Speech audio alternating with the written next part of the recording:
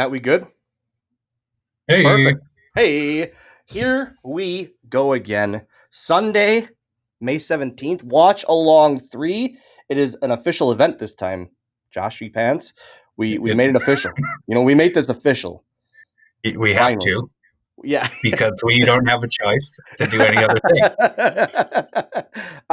It's just we every time we get done with these, it seems that you, myself, Weimer, and Matt Stein do our FaceTime call afterwards, Yeah. and we all go, "All right, what are we going to do next, and when?" That kind of thing. Because we Yeah. look forward to these so much. It's definitely something that's gotten me through this whole craziness.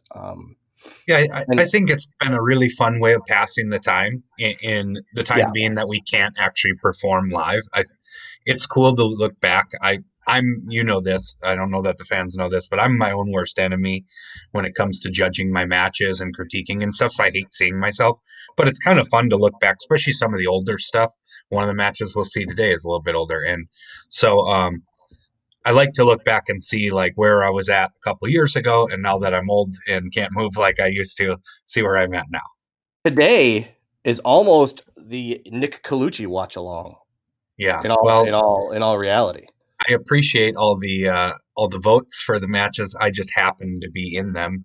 I don't think they had anything to do with me, and everything to do with the fact that the guys that I'm with are very good. I mean, you're welcome. I carried you on my back for 2 years. It's fine, Yeah. but it's Yeah. um, but it in reality, we're gonna again, like we normally do. We usually wait a good 3-5 minutes before we get going. We let people get in here and start interacting. Let us know you're in here. Share the event. Share the YouTube stream link. Um, we'd love to have you in. It's a crappy day outside, so we are very, very happy you're in here with us. We are almost all set to go. We have 3 enormous, enormous matches today, Yeah, and in the comments, all of them in the you're comments, in. before we forget, yeah, sorry. In the comments, well, don't forget we have Weimer fielding some questions. So please, please, please. We had him working earlier. Yeah. We had him working earlier, and just didn't work out. We're gonna one of these times we will make it work. Um, but again, please share the YouTube channel. Click the subscribe and the bell icon. Let your friends know that you're joining us on this Sunday afternoon because there is a huge surprise guest, 2 other guests as of now, and also a huge announcement at the end of the stream. 2 of them, so you will not want to miss that as well. But we got about a minute. We got a couple little kinks we're trying to figure out here. All right. Kaluchi, I don't think there's sound on you. We're seeing. Hello, hello, hello. Give me one sec.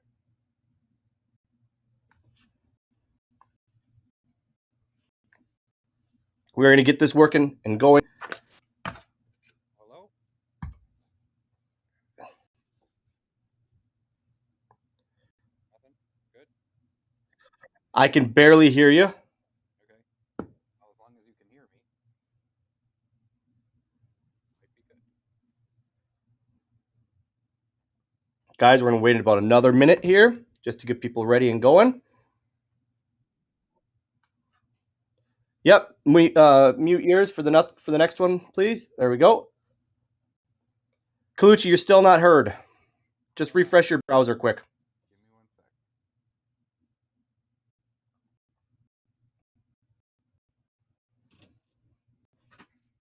Well, Ted Williams joining us. Thank you again, as always. Snake Eyes, you're in here. Thank you. Jason Davis, you are always the master at bringing in awesome inside questions and things that maybe we don't even think about or come to mind for us. So that's awesome. Thank you very much for joining us again today. Kochi, can we hear you? I don't know. Can you hear me? I can, but I don't know if they can. We're checking it out.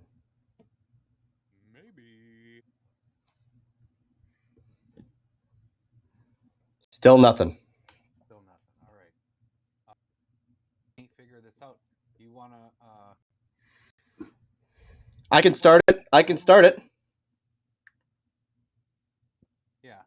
Till I can figure this out. Go ahead. Perfect. I will start it, and we'll go from there. All right.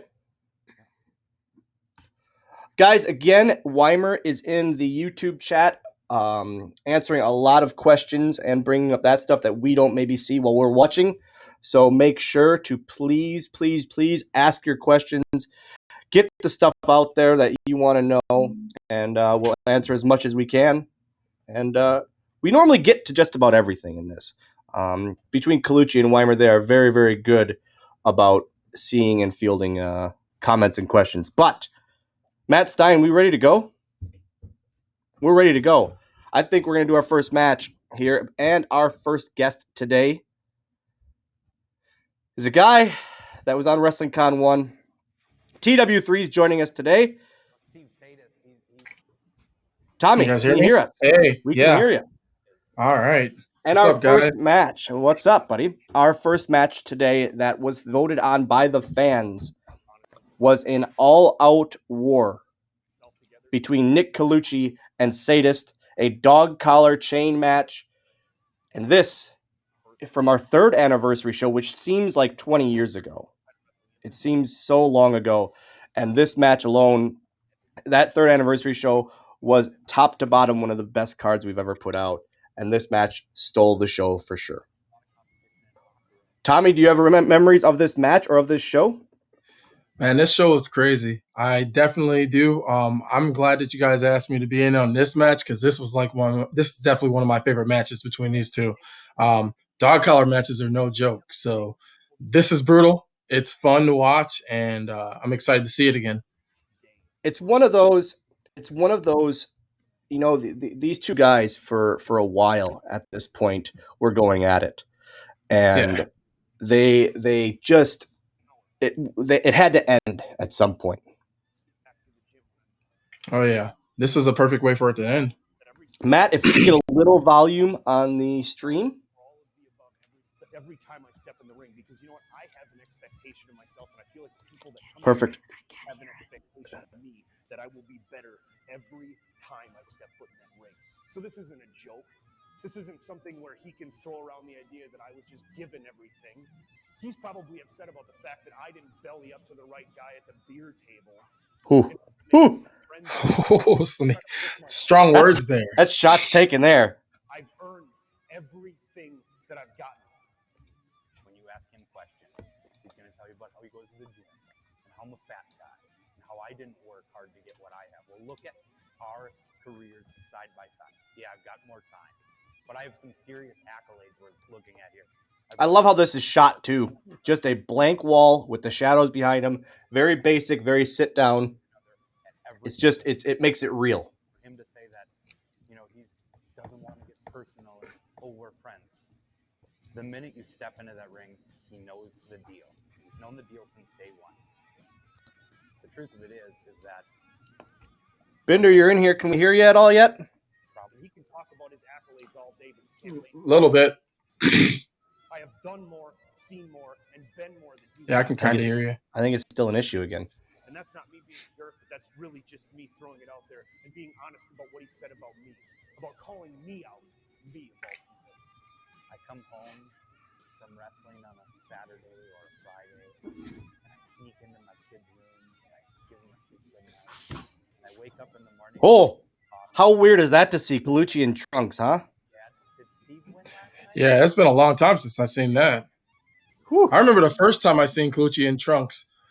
One of those times was in the old days there at WPW, and one of those times he was the pink Cadillac.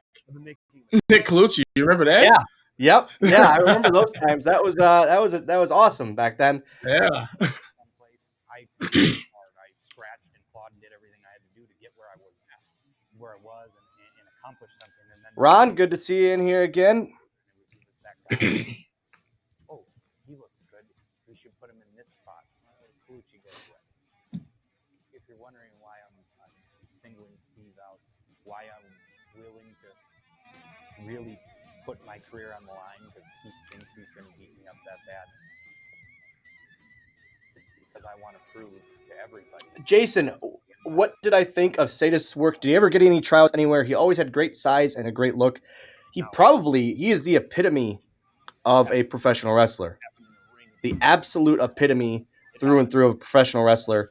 I would have 100 Sadists on any roster if I could. And he had it. He really, really had it. Size, attitude in and outside the ring, never an issue with him. He had it. If there at last stream, it was brought up about an ACW Hall of Fame, and I really, really, truly believe if there is anyone to go in, it's him. And I think Tommy and Colucci would both agree as well that he would be the one. Oh yeah, definitely, 100% agree with that. And we're going to be off to the races here. Following contest is a dog collar chain match. Making his way to the ring, weighing in tonight at 250 pounds, the monster of the Midwest, Sadist. You can see the chain in the ring, 20 feet of unforgiving steel. You can see the leather dog collar around the neck of Sadist. That is the only thing that's holding these two men together here tonight as Carnage becomes bedlam. I remember, and Colucci, if you remember this, remember I got those custom dog collars made for you two for this match?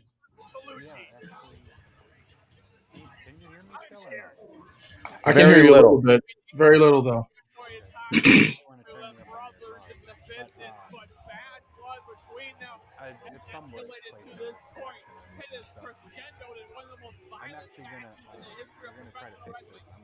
Okay, perfect. Tommy and I will take this. We got it. Look at that house.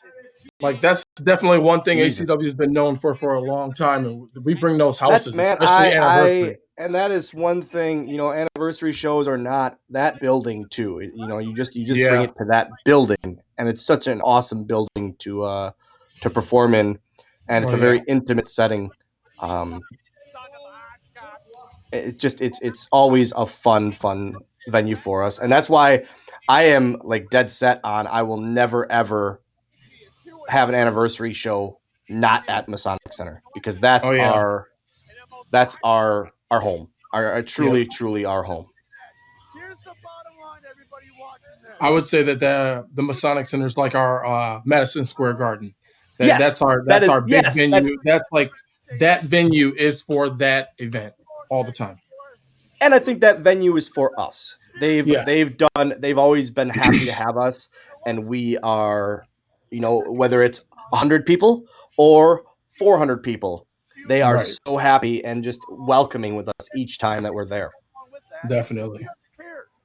Nick Colucci wants everyone to know this is his company, this is his city, and this is his feud, and that Steve Sadist is Nick Colucci's bitch. A quote I heard from Dog collar match. Rules are simple. There are no rules. The only rule is survival. Yeah. You win the match by pinfall. And if we get Colucci back in here, I think he'll also talk about how he the chain that I purchased for this match was so heavy. It was so thick and so heavy that it was hard for them to move it around, and it was almost it added another issue to the match for them. And it's Tommy, have you ever been in a dog collar match yet? Yeah, I was just gonna say, I don't know if people have been in one, but I've been in a dog collar match, and there's already a added element in the fact that you're chained to that other person. But when the chain's even heavier, it makes it even worse. It's like hard to do anything. You got to try and move the chain, plus you're moving your opponent. It's hard. So yeah, it's definitely not something. And we start off hot right away. Start out hot. Say this right on Colucci right away. That one could have ended it right there, but Colucci absorbs it. I remember. I will say. I remember. Inside baseball. One of the first few inside baseball things of today. I remember being so upset at Sadist for wearing a shirt when he Yeah. started wearing a shirt. Guy has a back and a body that you could show a movie on, and he's covering it up with a Yep. T-shirt. Well, I got big arms. I don't care, man. Let's come on now. You're a star. Let's go.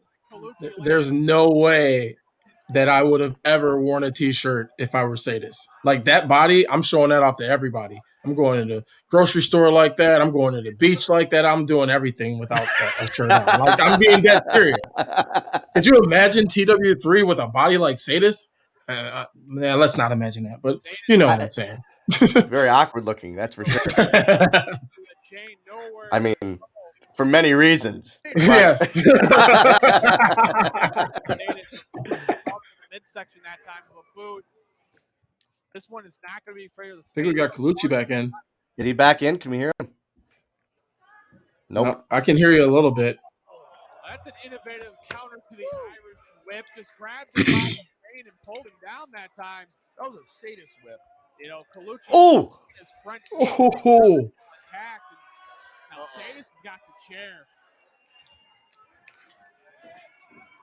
Driving the chair right into the. I remember so many times during this, you would hear the chain hit the floor of the Masonic It was Center. loud. It was just almost thuds on the floor. This is it tonight. And didn't he lose last time against Brock Hall, was it? Yeah, he did. Boom! Short arm clothesline that time.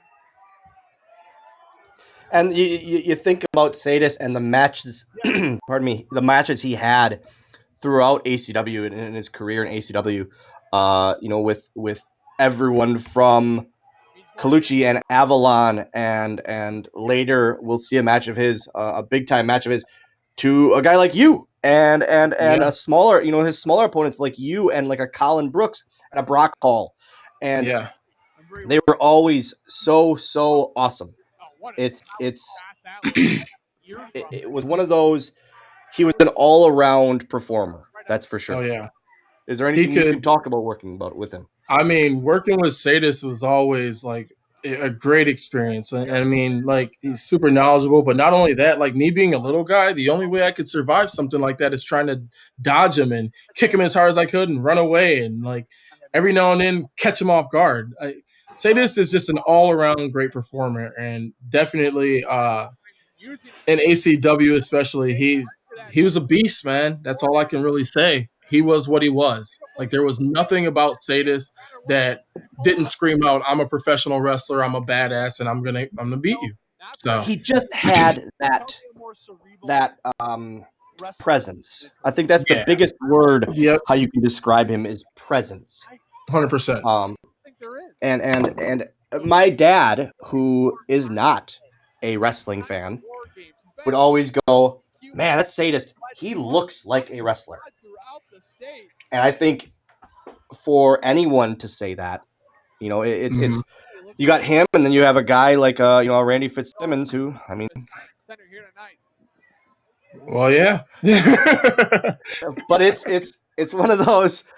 But he and this match too. Going back to this match, it's two guys who, you pull the curtain back a little bit.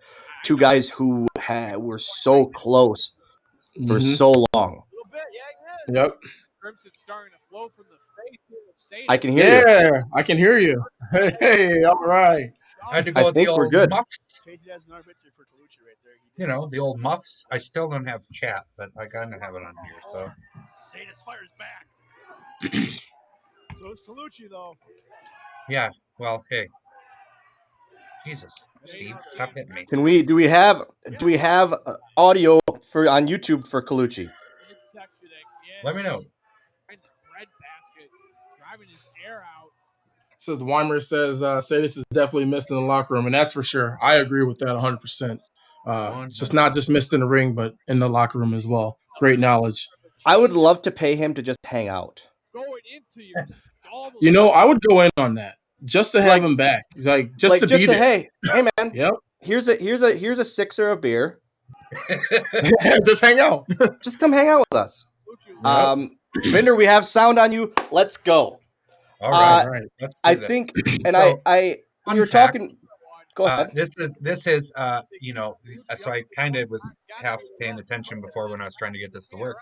This is like me shortly after getting a little chubby and putting on shorts. Shot at the championship on the line. We were talking about Tommy and I were actually talking about how Fun there was in the preview video, in the opening preview video, was you in the trunks, and it was Yeah. very, very, very odd to see Yeah. looking back on that, and it's something that I always forget about in your career, and knowing you for 20 years now, I always forget that you wore trunks, and it's just when I Yeah. see it, it's always one of those, oh, I forgot. Right, and I think I would say the best piece of my career work-wise was probably me in trunks. We haven't even You begun. know, that was probably the height of my career. I'm gonna argue, man. I think this era of your career was the best work you ever did, and I, I'm Yeah, very selfish, I'm sure, but I think it was the best work you ever did. yeah, I'm gonna agree with Dylan just because I worked you in the trunks back in the day, and I've worked you, with these type of pants, and man, like I would say night and day difference. Like I think this Colucci is like the best Colucci that's been. That's just my opinion too. I think that you grew and you have more knowledge now, and just your in ring work, super Woo! solid We still. got So is that a thank you. little sauce there? looks like Just it. just a little. So I We were wanted to talking, point out my giant Binder. mistake I made there, by the Okay. way, of getting out of the ring and not paying attention to what the hell that big dummy was doing. Because that might have been in the entire match. There are two things in this match that hurt the worst. That was number one. I do remember being very concerned because of the weight of the chain. It wasn't. We It was talked tough about that. to We do. talked about that because the weight of the chain. I remember getting the chain, and you guys both looking at me like, guys, what is this? And we were Yeah, saying about how when it hit the ground, it wasn't like a chain noise; it was thuds, a bunch yeah. of thuds hitting It the it ground. it was so heavy. Yeah, Uh, the weight of the chain, though, it was hard to work around because it was so heavy. The concern that I think I had, and I know for sure Steve had, was at some point you can't control where it flops, and so you didn't want to lose your teeth because you were Oh moving, yeah. and all of a sudden the guy pulls it and it whacks you in the face. That was a big concern for both of us, I think. As much as we, and you can tell by this match, as much as we both love just beating the crap out of each other, uh, yeah, I like my teeth a lot. So Yeah.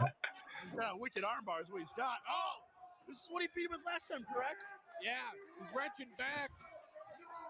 Referee's got to make sure, though, that foot looks like it's underneath the bottom rope. So another fun fact, and I'm probably wrong, but I believe It is. the match before this, I beat Sadist with this move, the Border City Stretch, right? You can see Yep. okay. That was the last time he had lost a match in his entire career until he loses to Logan for his retirement. Really? I was the last Dang. person to beat him. Yeah, which is In pretty cool. ACW or period? I think period everywhere. Yeah, I think Holy that was cow! I mean, So that's yeah, years. That is yeah, years. yeah. It was probably 2 years. Yep.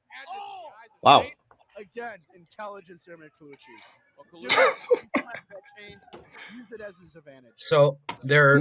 Meat fully on your side in this commentary, by the way. Yeah, oh yeah. Not commentators not supposed to take sides, but he doesn't care about that one bit. Well, people love me.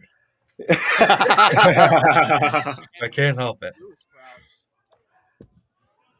Yeah, I remember this match being a lot of fun. It's from a physical aspect, it wasn't a ton of fun. But It was. Go ahead. I always like to look at matches like this. Inside baseball, we do a lot of that here when we do these live streams. And so one of the things that I like to think of is when you do a match like this, everybody's seen a dog collar. What can you do differently to, like, what is something you could think up that'll be really exciting and somebody looks at it and goes, oh, that was different, right? Right. That's always the fun of it, man. Is matches like this of what, like exactly what you just said. Yeah. What can you do to surprise people? And did you kind of feel the air in this place kind Yeah. of late there for a second? Everyone The other fun thing about this is I don't know if anybody in the comments, even though they don't come up here, I'm kind of double dipping here, but if anybody can tell me what the reference is on my shorts, that would be cool. I don't think anybody understood it, and if you can see, Were these the Hellhammer shorts? Nope. Another one. Oh, there's Oh, that might have Trying to been look closely, but I can't even see it. They say murder one. Which is what? Well, if I tell you, somebody's not gonna comment it. Dylan. Oh, is it something with Tupac? No, close. Close. It's music reference. I think it's Tupac. I don't think it's very well. Tupac. It's a yeah. It's actually. By the way, if I would have hit him with that clothesline, it would have sucked. For both of them. It's actually a Lemmy reference. That's what used to be on top of his speaker cabinet. So I thought it'd be cool to just do a pair of shorts with that on my shorts. A pair of shorts with that on your shorts. Yeah. You know what I mean. Guys, again, thank you so much for joining us on this gloomy Sunday for another watch-along. 3 huge matches, 2 more after this. This one already kicking off today's live stream in a big way, and it's just going to get even bigger as we go. Make sure to share the live stream. Ackman, a.k.a. Man Jones, got the Motorhead reference. Oh, awesome. Yep.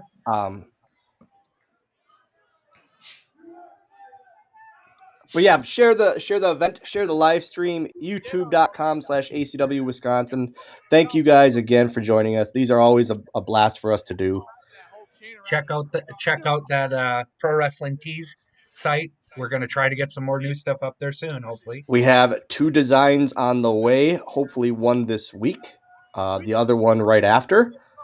And again, at the end of today, a huge announcement and a special guest for the final match. Absolutely. And that's it.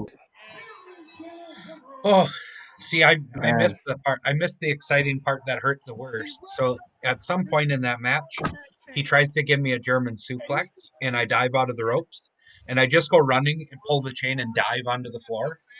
That was not a fun landing. That sounds rough. It was like one of the hardest bumps I've ever taken on purpose. Oh. But what a great match. And Steve, my hat is always off to Steve. There's always a ton of respect there. I'm not going to put any claim to finding Steve, but I think I helped him a lot in his early days. And I loved sharing the ring with him and seeing how much he had progressed in his career. And I love working with him because he's a guy that wasn't afraid to trade with me. I love working with guys that are willing to throw a little bit, leave it all out there, and make it like it's a real fight. I'll ask for forgiveness afterwards. And so a guy like Steve, especially, he's got a big build to him. You can throw with him, and he's not going to get salty about it afterwards. He understands. Say that's sorry part of at the game. bar afterwards. Yeah. Yep. It's gonna do. Last time didn't work out so well. Sadis had about a pound of Nicolucci's lung butter on his face. Look at that. Look at that. Just 2 meatheads. Yeah. One that goes to the gym a lot, and then sadist. Yeah,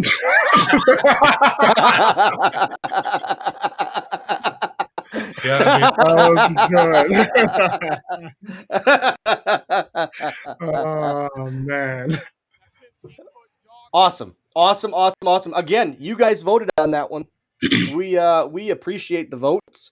We had a ton of people. Appreciate it. Yeah, we had a ton of people vote in these polls, and it's awesome. Like for you guys to take a second, click on your vote, or tell us what you think should be up there. That's awesome, and we appreciate it very, very much. The next live stream, I think if it's okay with you, Colucci, I think we'll do the same thing. Let's leave it up to them. Sure. Let's leave the next live stream up to them again. Next live stream for sure. Yeah. Maybe we'll throw some ideas past. We'll curate some options, Yeah. but let everybody Yep. vote. And I really like that too, because you guys get to see what you want to see and not so much Yeah. what we want to see. And I like watching all of it. So sometimes it's kind of hard to pick to make some options. So if you guys Like have you some, said, it's I mean, we haven't. There's been so many of these that we haven't seen ever, and Right. it's so it's good to go back and look. But Tommy, Yeah. absolutely. Tommy, Yes. thank you so much for joining us again. Of You always course. kill it in these things. It's always a ton of fun. Definitely. Appreciate you guys having me. We cannot wait for the next time that we have our next show for you to be in it again. I think we're all just kind of waiting on that moment, and we miss it as much as they miss us. We miss them. Oh yeah, definitely, 100%. So thanks, guys, take care, for having Tommy. me. I'm gonna stick around a little bit and watch a little bit too. So, all right, bye, guys. Well, here we go. Here's what I dreaded. I purposely made my thing not work earlier because I was trying to avoid this one. Because of our next guests. Yep. Our next guests, ladies and gentlemen, are one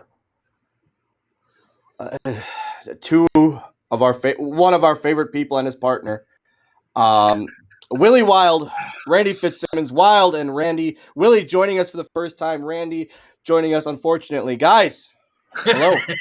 Hey, guys. Yo. Hey, Will, I meant to ask you, are you in like a night vision thing or what's going on there? I don't know. Technology, if it's not from the 80s, it's not my thing. I don't know. A light is not your thing. I don't know what's going on. The 1880s? No, the 1980s. Okay. Guys, going into this match in this show, Matt, you can cue it up if you would like. This is a huge 4-way ladder match. Going into this match, you two were actually supposed to face Kenny and Mikey from the Spirit Squad. Yep.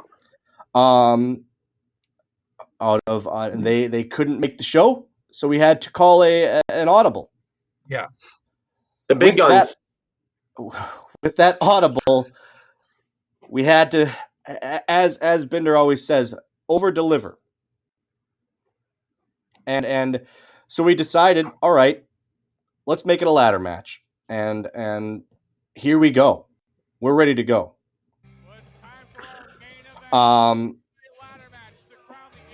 Will, Mike, going into this again, it was, I don't think you guys knew about this very far ahead of time at all. I think it was like 2 or 3 weeks before the show was when we got word that because we filmed we filmed a cheerleading promo and everything. I mean, which we never do until a week before, so it had to have been pretty close. And I was in cheerleading shape too. I was not in ladder shape whatsoever. So. We were really good at pyramids at that time too. Yeah. We did. We had everything down. It's one of those things where it's man, and we all kind of, Colucci, Binder, Weimer, and I, and everyone on the show, didn't know if this should be the main event, and we had multiple people flat out tell us this match needs to be the main event. Yeah, I do remember going back and forth about that, and you always want to end on a big note with the big guest star coming in. Usually, this was one of those or the title match, which I believe that night was Logan and Dredd. Yeah, and I think this was one of those ones that not just for you and I, Dylan, but for everybody involved. We worked so hard, and I knew that it wasn't going to be a match that was going to be easily followed by anybody else on the card. We're just going to give them too much. And it's a ladder match. And I always hate, as a wrestler, being on a show where the match before is some great stipulation match, and then all of a sudden you have to go out the next match and have this nice scientific deal in 20 minutes. It's really hard to get the crowd engaged because they just saw people flying all over the place. And let me pause you real quick just to admire the gold jackets.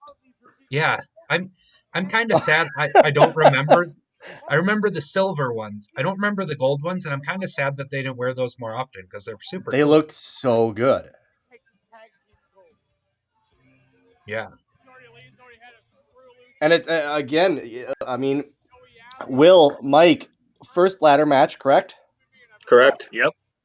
And again, going into it 2 weeks ahead of time, I remember Will have him essentially going, I don't know, and I don't want to do a ladder match. And Hickey and Mike, Randy, you just going both low. I have 97 ideas. Yeah. That's it. Yeah, because Will wanted to take the night off, and he said it was either ladder match or nothing. Will's like, nothing.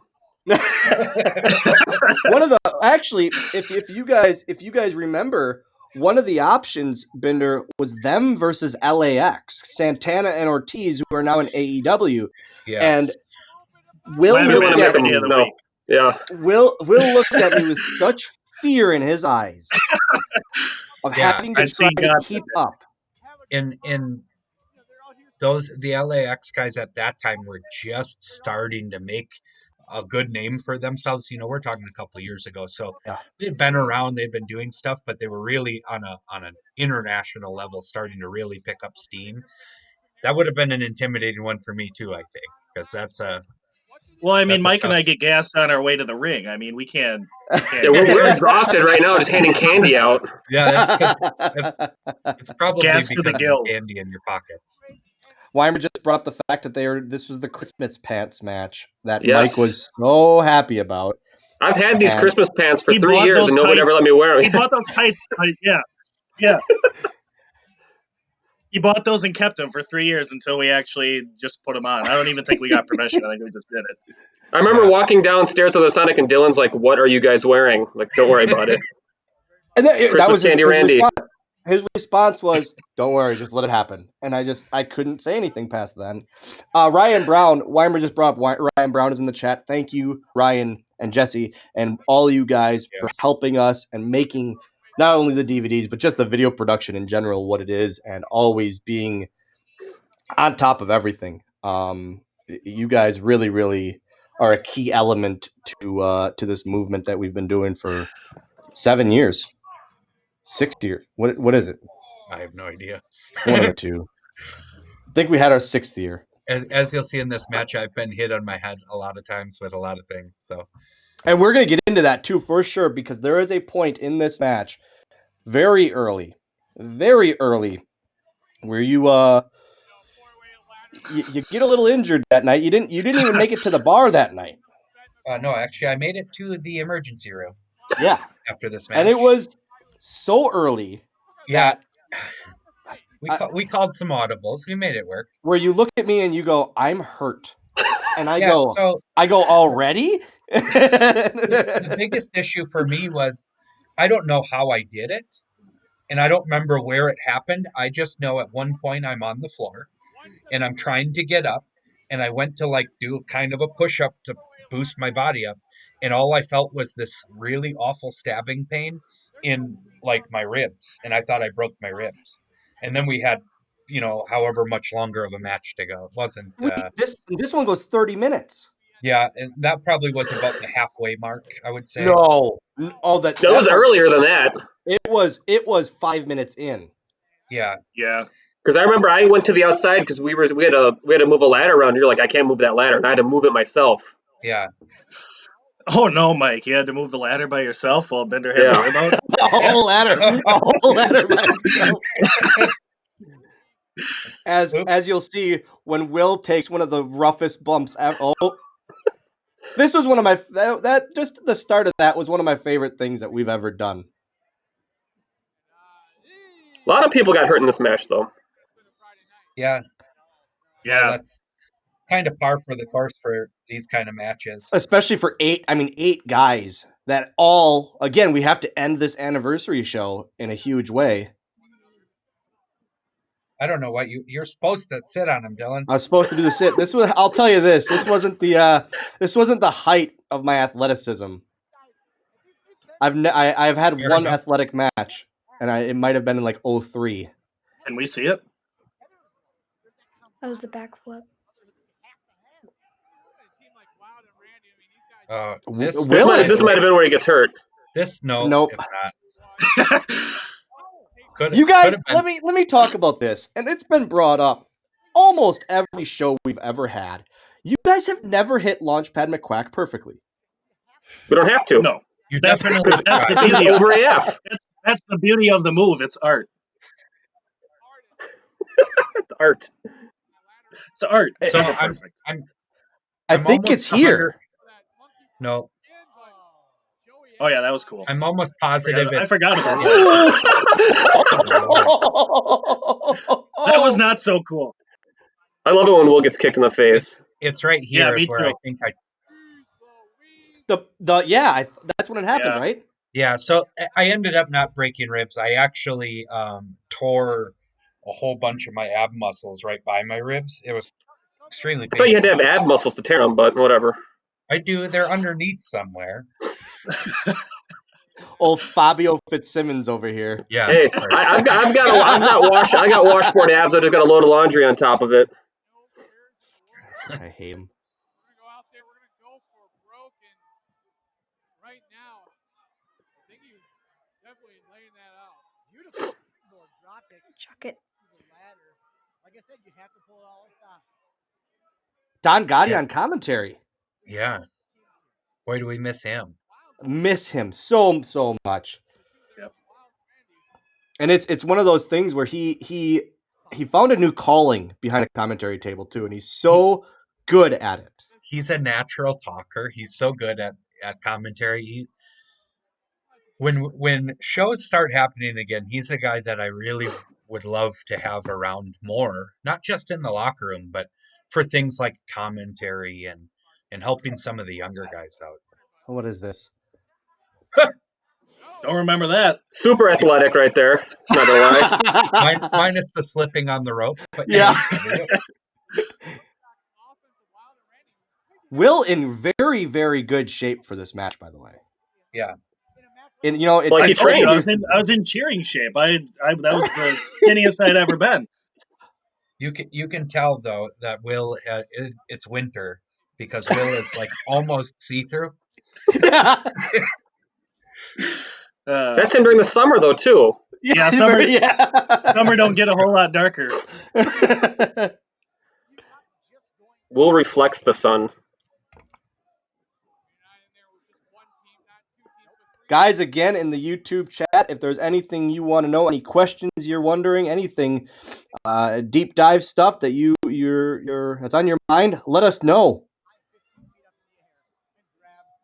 Weimer, this was you bring up the huge house again. This was again one of those shows where it was awesome. The amount of people we packed into that Masonic Center was just incredible.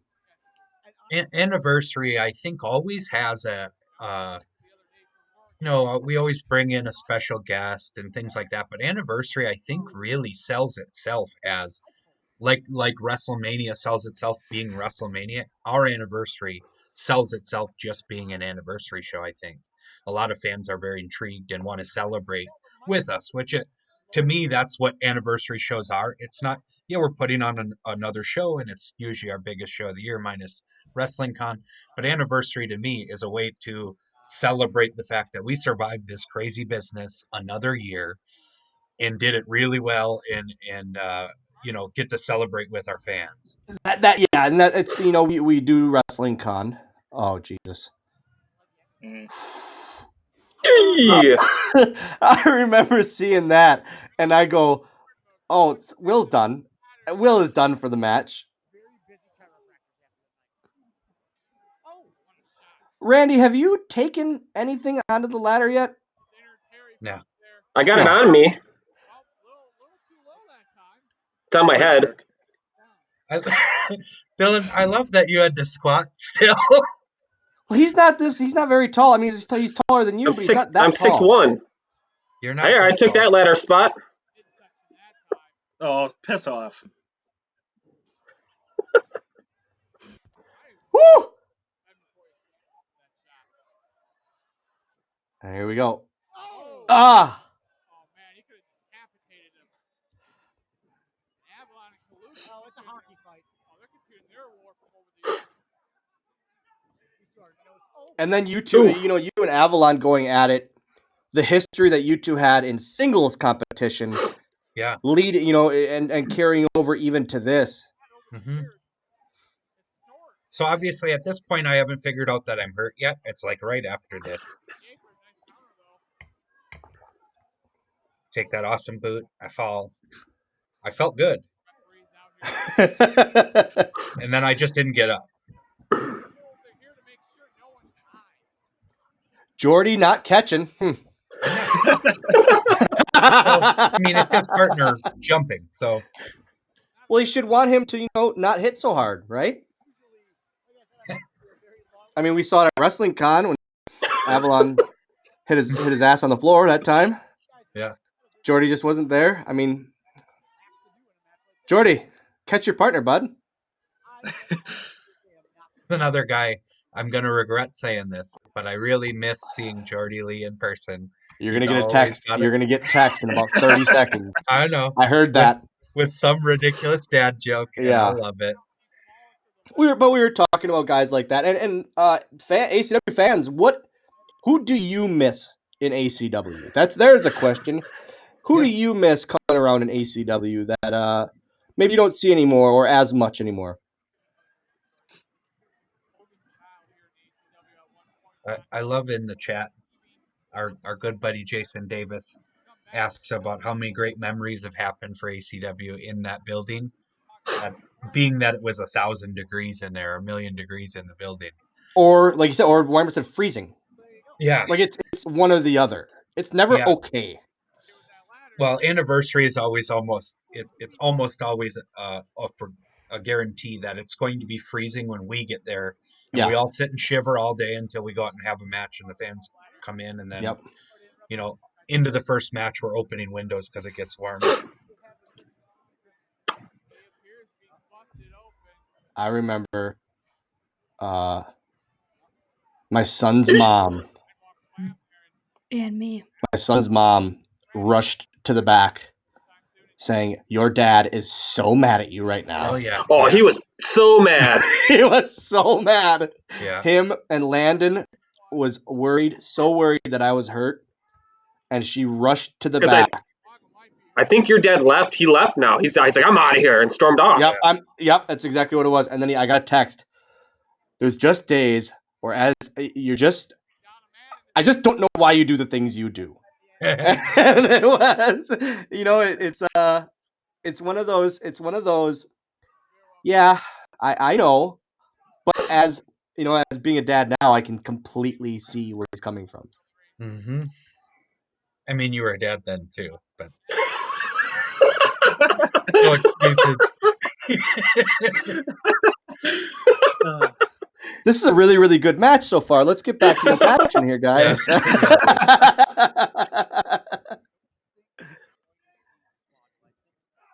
Kristen Bogger, we miss you and Granny B so much. Absolutely. You guys, when we see you walk in the door, it just makes our day. And the passion that you guys have for this and for our company, it brightens our day. Every show we have. Miscommunication there. Yeah. Fun note on this match. I threw my pants away after this match because they were covered in blood. Yeah, Grace he's busted open in this match too, right? Billy, I think it happens right now. That's why. Weimer said in the chat, viewer discretion for this one, and that's going to happen in a little bit here. I remember giving him a move or him giving me some move, and he was just covered in blood. And I just closed my mouth and closed my eyes because I was like, I don't want any of that anywhere near me. Because he was bad. Gross. That was gross. Rick Foss says, I missed the big check that Swoggle stomped out of existence. I didn't stomp on it. I just landed on it. We still have it. It's taped together. We're trying to find a bank to take it now. You have no idea how hard it is for people who look like Mike and I to get a check like that cashed at a legitimate bank. Yeah, it's just you two. Oh, there you go. That split Brandon open. Yep. Yep. Way to go, Kaluch. Hey, listen. Something about Reckless. playing the game and consequences. And Weimer brings up a good point in the YouTube chat about how Adam Grace's mom was so upset at the she's going amount to the back, of yeah. blood. Yeah. At the amount of blood he lost in this match, and it's there. You don't see it as much on camera, but it was insane in person. In the match, yeah, it was bad. Yeah, I was worried for him too. I mean, that was that was a lot. It was a bit of everywhere too. That was a rough. Yep. Thank you again, guys, so much. I know I've said it a few times now already, but thank you so much for joining us again on this Sunday. It's awesome that you guys have joined us for a couple hours again to watch these awesome matches with us and to talk about them as well in the YouTube chat. We really appreciate it.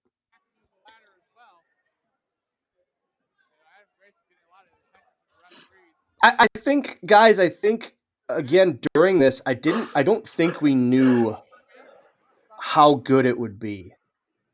No, obviously, there are so many moving parts and so many people. And when you get specifically, minus probably Wild and Randy, when you get these guys all together, it's a lot of different personalities and a lot of different people. You know, a lot of people clash on certain things, so it's tough. It's tough. It wasn't really. This might have been the peak of ACW's tag team division right here. It definitely was. I would fully agree say with that, yes. Yeah. Oh, I thought he was going to hit that there. Pile driver. You had a whole bunch of teams of great singles wrestlers, and then me and Randy. But everyone else was like singles guys that got teamed together. I know, but like well, you can't lump Dylan in that group. We give you two a lot of flack and hard times, but if you guys knew how much the Binder and Weimer and I talk about how entertaining and sometimes stupidly entertaining, and we don't understand how the fans react the way they do to you guys. Yeah, it's incredible. I don't know you which guys have match got the most votes. Much. You guys have added so much to ACW. It's awesome. It really, really is. Can we skip this part real quick? I don't want to watch this part. Oof. What part is this? What happens? This is my botch 619. Yeah, no, missed it. Woo! Missed it. That's what we call the 6-1 nope. 6-1 nope. Hey, way to sell, Ben. That's a good sell. Guys, Randy always says, and Will attest to this, and Colucci will attest to this, that he's really athletic and he can do things really, really well. And we ask him, have you ever tried this, like at our school or anything? Nah, but I know I can do it. Yeah. I live by the philosophy make it till you, or fake it till you make it. So. The philosophy? Yeah, the philosophy. Take a shot. You botch moves and sayings? Always. 6-1-4.5, Mike. Expertly executed. Normally I hit it when there's no ladder in the way. Jason Davis, right after this match, I will get to that question. I will make sure Binder gets to it as well. I promise you. Yep. So, a ladder table here. The fun thing about this is obviously my ultimate demise. Willie Wild. Is the most athletic, unathletic guy I know. We once played softball and he didn't kick the ball; he just threw his glove at it. That's how athletic he is. We asked every year, for a couple years, we had a softball or kind of a company get together, and Will goes, I've never played. And the ball was coming at him, and he was on my team, and he takes his glove off and throws it in the air at the ball. Yeah. And we all thought he was kidding until he picked the ball then up and tried to throw it into someone else, and it went 6 feet. He threw it as Thank far as God- I'm tall. Thank The God way he's we- really, really good at playing music. Like, Yeah. thank Yeah, God. yeah. The way Ooh, we love to ooh, that's a describe rough it. landing. Yeah, it was. Yeah. The way we love to describe it is Will has 3 left feet. But none of them work. Mm-mm. Yeah, I They know. all trip over each None other. of them. No, we pick on you guys all the time, but you're a lot of fun to work with, and you guys are both pretty good. And I think that this match got the most votes for ACW for this whole viewing We know, party. Mike. I don't know if you guys saw that. Mike, they're giving us genuine compliments. Just relax, all right? Don't Ease ruin it this back a for little us. bit. Ease it back. Don't ruin this for us. Ogmund Prime. We'd love you to make the drive up. That would be awesome. There's not a lot of wrestling in Madison, which is crazy to me. Yeah. And it's I there's think nothing. Madison is a tough. So I've wrestled in Madison a few times, right? I think Tommy has. I know for sure Tommy has. A couple of us have. The problem with Madison is there's so much going on. Like Milwaukee is a little different. Milwaukee has stuff going on everywhere, and so you can still compete. And Madison, for some reason, it's just not a great wrestling town. Can I pause you And real quick, Binder? yeah, I remember getting in the ring and seeing Adam Grace right here because I didn't see how much he was bleeding, and I Yeah. go, "Oh, yeah." And I just Yeah. go, I can't believe how much he's bleeding. Ugh, look at that. Ugh. Yeah. yeah. When I Oh. when I commend took him my for pants out of my gear bag a month later, they were like gross. Yeah. A month later. A month later, Mike? And I just God damn. Yeah, I a month I remember later. when I slapped him, blood just splattered off his head. Yeah, yeah, I mean, you got to so- commend him for like sticking through it, and I mean, he was still, just as on The, as he always the is. amount But, of blood lost, Yeah. crazy.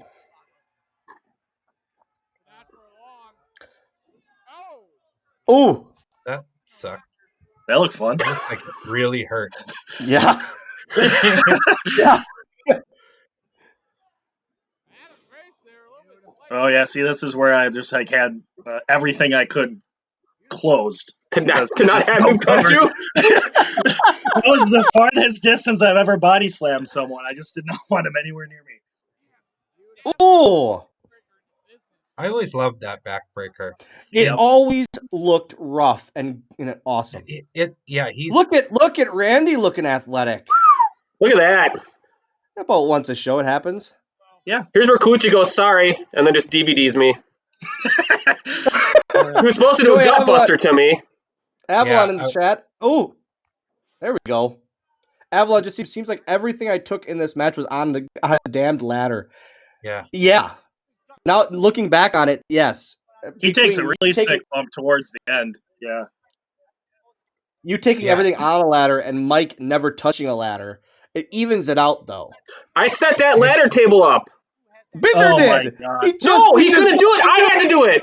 I had to do it. He couldn't do it. I had to set that up.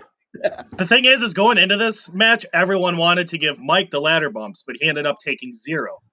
Yeah. I remember that distinctly because I was like, sure, you can have Mike take all the ladder bumps. That sounds great. And then I ended up only taking like 2 or 3, but still.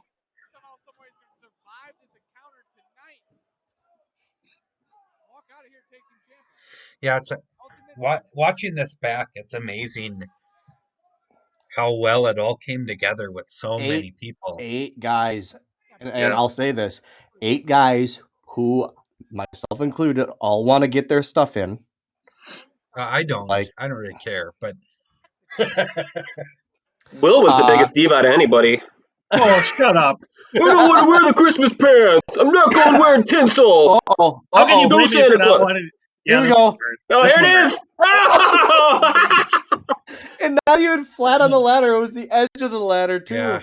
I remember watching that from the outside, going, "Holy crap! That look at that hurt." That hurt tremendously. I had the biggest marks on my back for a month after that. And I remember Joey, God bless him, was trying to do everything to get me to go flat on that thing, and for some reason, my body was just not having it. I don't know what I was doing, but I was like, nope, I refuse. And so they just put me on there sideways, and that was that.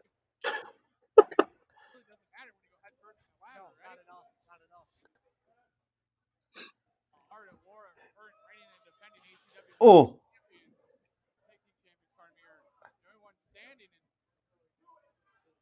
I'm not sure what they're setting up here. No, they're setting something up. The elbow, the big elbow, maybe. There it is. That was a real far elbow too. If you Yeah, look it at that, That's it was in the very corner. far. Yeah, that was impressive. Who is that? Who is that on top of the ladder in the corner there? Well, that's me. Oh Jesus! Here we go. That's That all. Tom.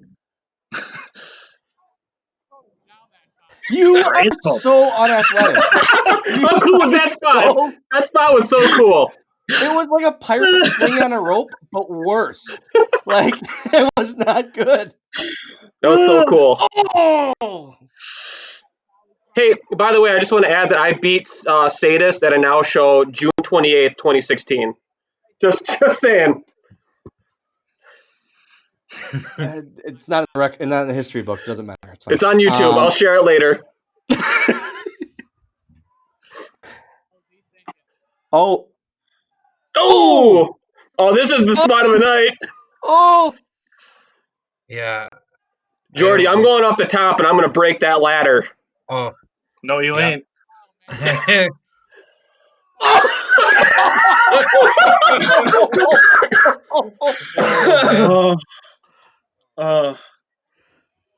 one of those things where we're all watching and going, "Oh, Will might be hurt."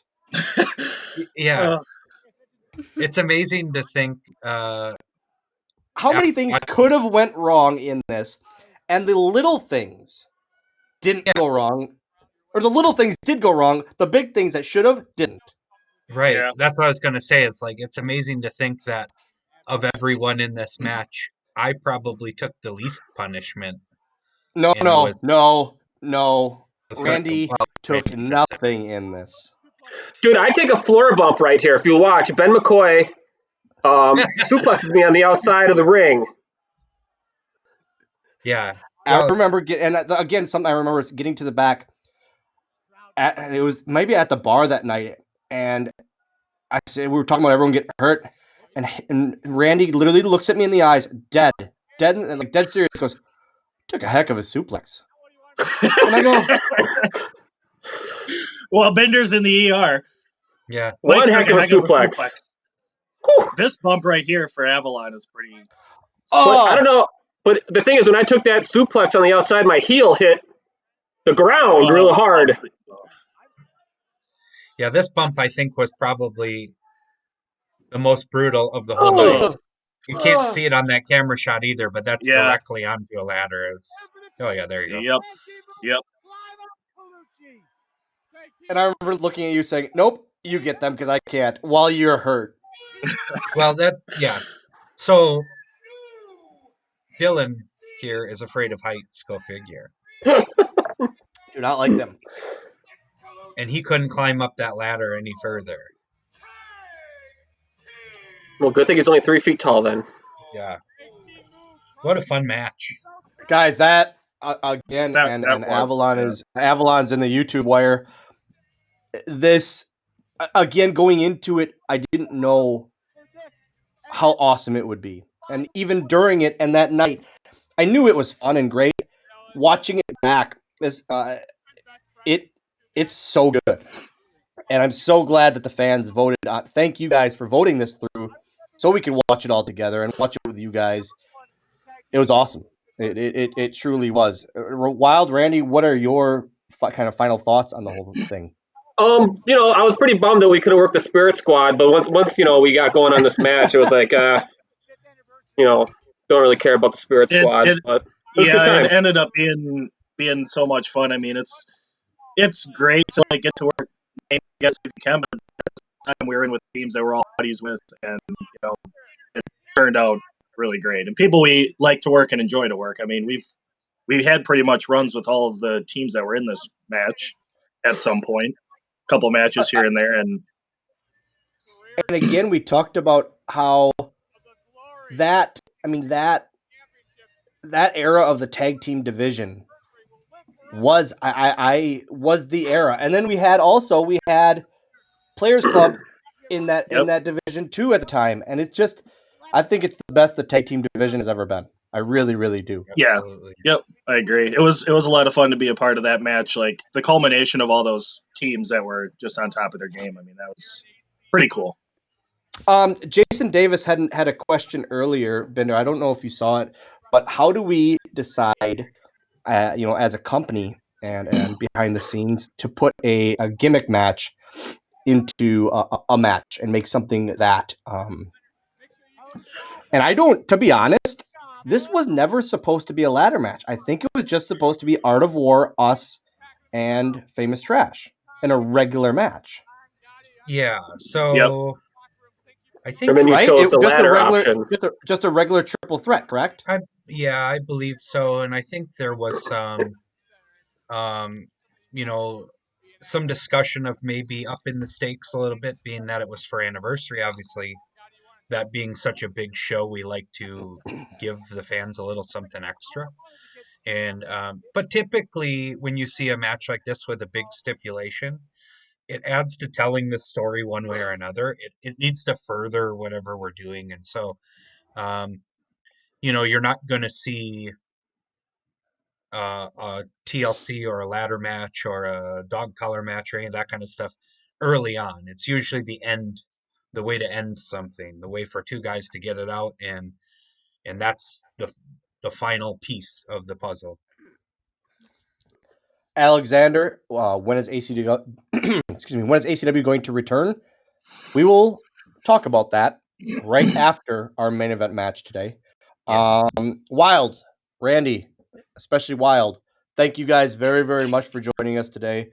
Thank you guys. Always a pleasure to have you, Will, on, and Mike. Thank you for taking time out of your busy schedule to join us. We appreciate it. Thank you, and also thank you for that match. I have to say, Binder and I, and we really, really appreciate that last match. Absolutely. Hey, it was a good time, guys. Don't forget to check out Drawing the Lifeguard, Will Knight the DJ Guy, Podcast Terror. Pew Pew Fits, Instagram, Twitter. Hit me up. I beat Sadist now, June 28th. Matt Stein, get him out.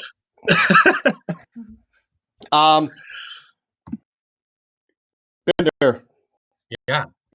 I have to do a quick plug because there's nothing right now, and this is time, where a commercial would normally roll, but we don't do commercials, so to speak. Guys, check out our Pro Wrestling Tees, prowrestlingtees.com/ACW Wisconsin. We always have new designs coming up, usually 1 or 2 a month, hopefully, especially with our new rollout coming up. We'd love your support on there. You guys have supported us, and it's been awesome so far. But now is the main event of Watch Along 3, voted on by you guys. Alexander, it is not over yet. No, we have one more. We have one more huge match. But before that, we have probably our biggest guest in Watch Along history. A guy that I talked about earlier as if there would be a ACW Hall of Fame, he would be number 1. A guy that I have more respect for outside the ring than even inside, and that's a lot. But, Colucci, bring him in. All right, guys. Everybody's missed this guy forever, and we're happy to have him. Ladies and gentlemen, Steve Sadist. Sadist! Here it is. Hey. Well, hi, buddy. How you doing? Well, you look the same as you always did. That's consistent in the spring, right? So I just want to clarify that Dylan butt dialed me on accident and was forced into having me on the show. So I called Stevie earlier, and I said, "Hey, man," he didn't answer because he's busy, probably taking other bookings or something. But he didn't answer, and then he called me back, and I was hanging out with Binder's kids while Binder bought a new truck, and then I called him back. It was a good game of phone tag, And I said, hey, man, you have a computer with a webcam? And he goes, yeah, I do Zoom meetings for work. And I go, do you want to do a live stream? In a half hour. And he goes, I'm working out right now. I said, well, you want to join us? So and he he rushed goes, yeah. home, shampooed his hair. Yeah, I hop in the shower quick, make sure I was up to snuff, visually presentable. I guess we're having some audio issues currently, so we're going to wait a couple seconds. Guys, is this working? Is this working? Just watching the YouTube feed here. Steve, do you have any headphones? I do. Can we get you to throw those in real quick? Always so angry looking. Always. That's just what my face looks like. But again, I mean, we watched that dog collar match earlier, and once he gets his headphones in, we'll get his thoughts on that. Probably after we get we watch this one. And guys, I just thought of this. Colucci, you want to do a giveaway after this match? Sure. Let's do 3 giveaways after this match. I'm good with that. Let's go crazy. Guys, during this match, let's hear your thoughts, your questions, your comments. 3 winners will get. My son just left. The giveaway, the prize is right there. Landon! Yeah. I need the prize. What is this? That shirt. I got it. After this match, ladies and gentlemen, it will come with sleeves. Mine does not have them on there. But commemorative, thank you, Sadis shirts. The top comments, questions during this match will be given away. We will give you away those shirts. We want to hear your thoughts. Again, share this live stream. Let's hear what you think of, and share to your friends that you're joining us as well. So, Stevie, going into this, you guys got me now better? Yep. That sounds much better. Okay, cool. Stevie, going into this, your thoughts? My thoughts. So I want to actually clarify a couple of things real quick. One, I lost to Randy Fitzsimmons at Now because because I wanted to, and I thought, quote, the kid needed a rub.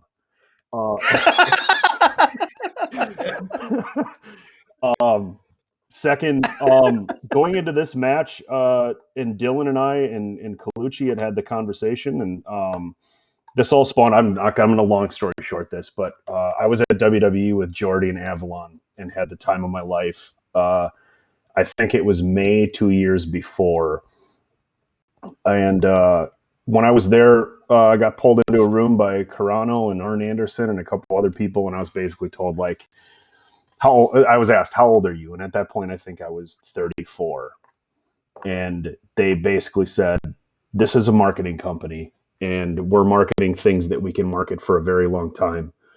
And unfortunately, I think you're too old. You don't have the global reach. You haven't made a name for yourself on a national scale, blah, blah, blah. And it was all stuff that I knew. So I started to get real about it after that. And one of the things they told me that I took to heart was make sure that you give back to the business, even though that we're having this conversation. And I had already planned on doing that. So, like, I think it was the November before I left, I had a conversation with Dylan and Colucci and said, hey, this is all coming to a close pretty quick here. Let's talk. And Dylan asked me, like, who is it? And at that point, I think I was on like a 1.5 year winning streak, like fluke winning streak that we made a thing. And excuse me, Corona.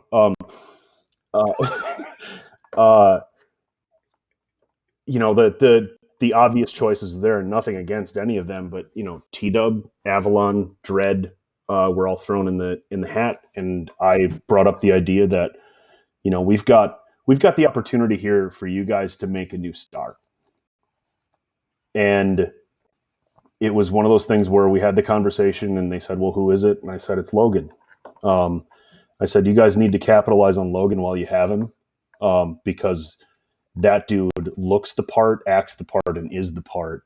So we have to do something with it. And I want to do something good with my exit. So let's go. So we started writing the story, and the story itself was really, really simple. And it's that old, wily, veteran, pissed off Steve, sadist, was one step ahead all the time until we got to this match. Yeah. And it was great. And it was one of those things where it happened just how I wanted it to, because by the time we got to the match, that crowd was so split, and there were people that just wanted to see a change of the guard. And it was actually kind of refreshing for me to walk out and not have a pro sadist 100% crowd, and actually have the ability to like work with them and have a split. Because I think that a lot of people knew, like, of course Logan's not going to lose this match. Of course he's the next guy. So that was the story we told, and I think we did a pretty good job. It's definitely not as brutal as the last thing we saw, or the one before with me and Colucci. But storytelling was the big deal here. Yeah. Have you watched this back? You guys posted it a few weeks ago, and I watched it, and that was the first I'd seen it. And all the emotions still there. It was still a big deal. It still felt big. But yeah, this match is fun. Matt, we ready, buddy? Matt Stein. Sorry, you're a first and last name guy. Matt Stein. Here we go. It's and Steve, you talked about how you approached us about it, and I think all of us kind of went, no, we can't lose you, and top to bottom, from the suits all the way down to the students, we all said no, we don't want to lose him, and it's it's true. Well, right, It really is true. I think the hard part for us, as far as the suits or whatever you want to say, is that when this company started, a majority of it was built around like 2 or 3 guys, in the fact that Especially at the time. Yeah, no matter what we did, we knew that an Avalon, myself a little bit, a sadist, those were the guys that were going to be able to carry the shows and get people in the door at the beginning. Yep. It sparked the interest, and it didn't matter what we did. Those were the 2 or 3 guys that we knew for sure that was going to automatically, you're going to get 100 or 200 people to come and buy a ticket, because you put those couple of names. Dysfunction is another one at the very beginning. You could put those names on a flyer and you're going to get a good crowd no matter what. And then as we move forward and the crowds get bigger and we've built this successful company, it's really hard to say, hey, we built this beautiful building and now we're going to take a couple bricks out of it, right? So it was tough, for us from a management side or whatever, to see a guy that's been kind of a tentpole for the company to the face of ACW. Right. And I mean, I'm not going to sit and kiss your butt, Steve. You already know. But, you're a guy that across the board brings everything to the business that I appreciate the most. You bring legitimacy. You're a guy that I don't think could have a bad match if he tried, right? You're a professional in and out of the ring. You're a guy that can help teach other guys, and you're a role model in the locker room. All those things, you kind of keep guys in the locker room accountable for not being idiots, which is helpful. So it's tough to lose a guy like that. It's like losing your star player for your team almost. But we're also happy that wrestling isn't life for everybody, Yeah. and that and we can also be we can also understand and appreciate that you have other things that you want to accomplish or do. So Well, so a few things. Thank you guys, because you guys, I couldn't have asked on my exit for anything more. I could have very easily just said like, "Hey, I'm done," and it could have been that show, and it would have been over. But I got to write my own story. I got to like lay those bricks and to maintain my legacy and my aura and whatever it was, which was something I couldn't have asked more of. So I appreciate that greatly. And the other side of it, I think, is that all those things that you talked about are a result of, I don't know, can I swear? Can I swear? It's just the S word. Yeah. All right. Long story short, I just gave a shit so much about this from the standpoint of telling a story, captivating an audience, giving people their money's worth, and maintaining my character. And that was something that I worked on, and it was evolutionary through the entire time I was wrestling, was that I can't be stagnant. I can't do this one thing and be this like comedy act. And Dylan, like you and I talked about it at one point. You said to me before I became champion and like before my like run towards the title, you said, "You're our special attraction. You don't need the title." And I remember sitting there and like walking away from that conversation and saying to myself, like, "Yeah, I don't need it, but now I want it." And one of those things was one of those things where I was like, I'm going to make this. I've got this phrase, and this transcends wrestling, and it goes into my real life. The only way you can be successful is if you're undeniably great. And I wanted the crowd to make more noise for me. I wanted to put more of myself into everything I did. And anybody can say what they want, but I feel like I always set out to earn everything I got. I was never one to belly up to a beer table and kiss ass. I was one to say, "Hey, I'm here for the company. I'm a company guy. I care, but I'm also, for lack of better terms, an independent contractor, and I'm going to do my own thing." And places that I found that respected that, I respected back. Steve, I fully attest to that. You were one of those guys that said, "All right, how can we make this bigger than it is, no matter what it is?" And now, going to this match. Sorry to. No. We screw around a lot in the beginning, so you've got time. Yeah.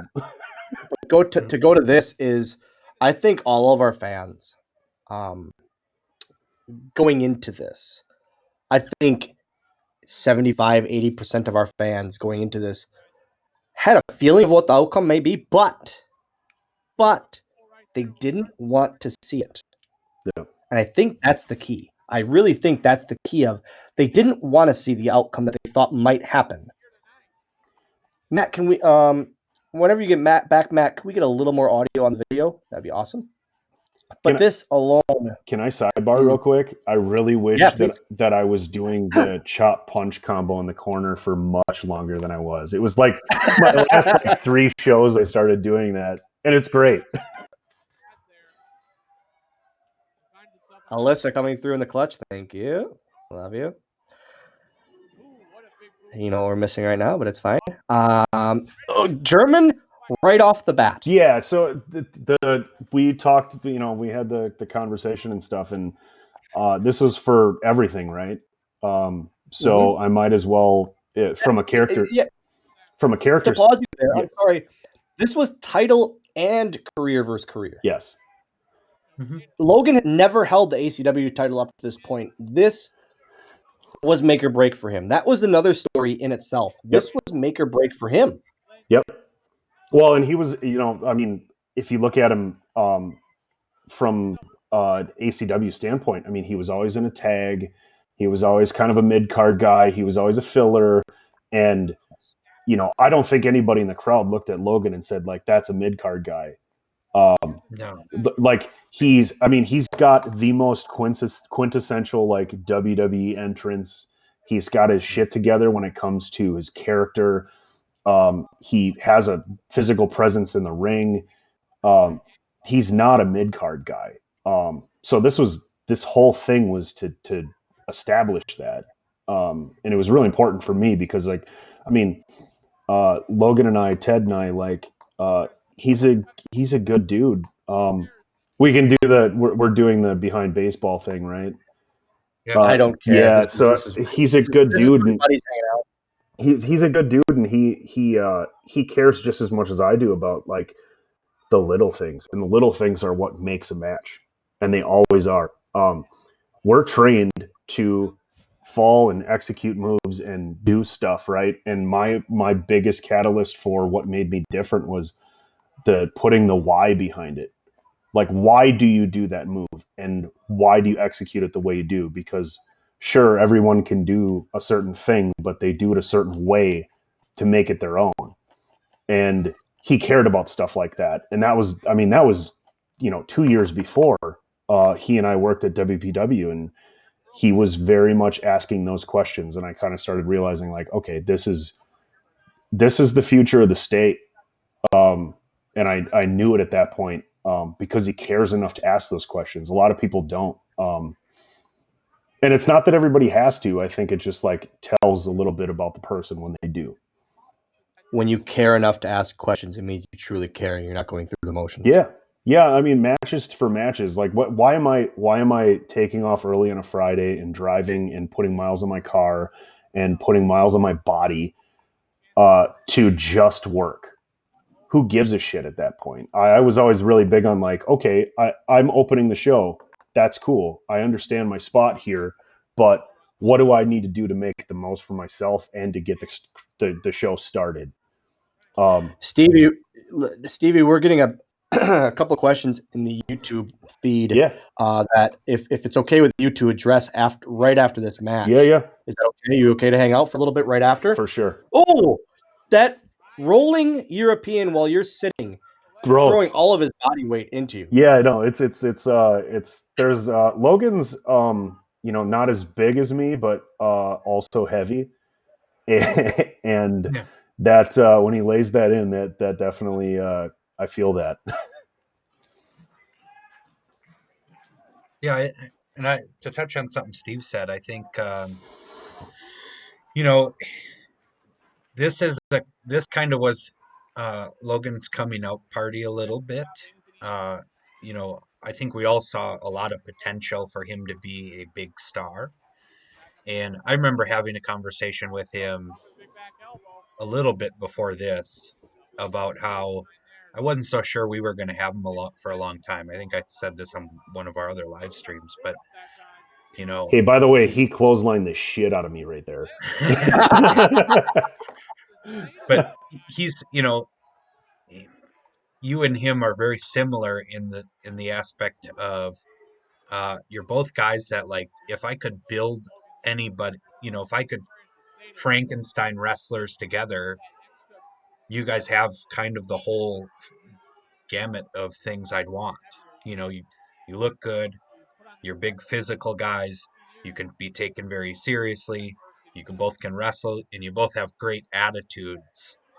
The other thing I wanted to kind of touch on when you were talking about building this story, Steve, I remember you and I kind of going, shooting ideas back and forth for promo stuff and ways to kind of layer this. And I remember saying we got to, like, up the ante, because I feel like we almost have to.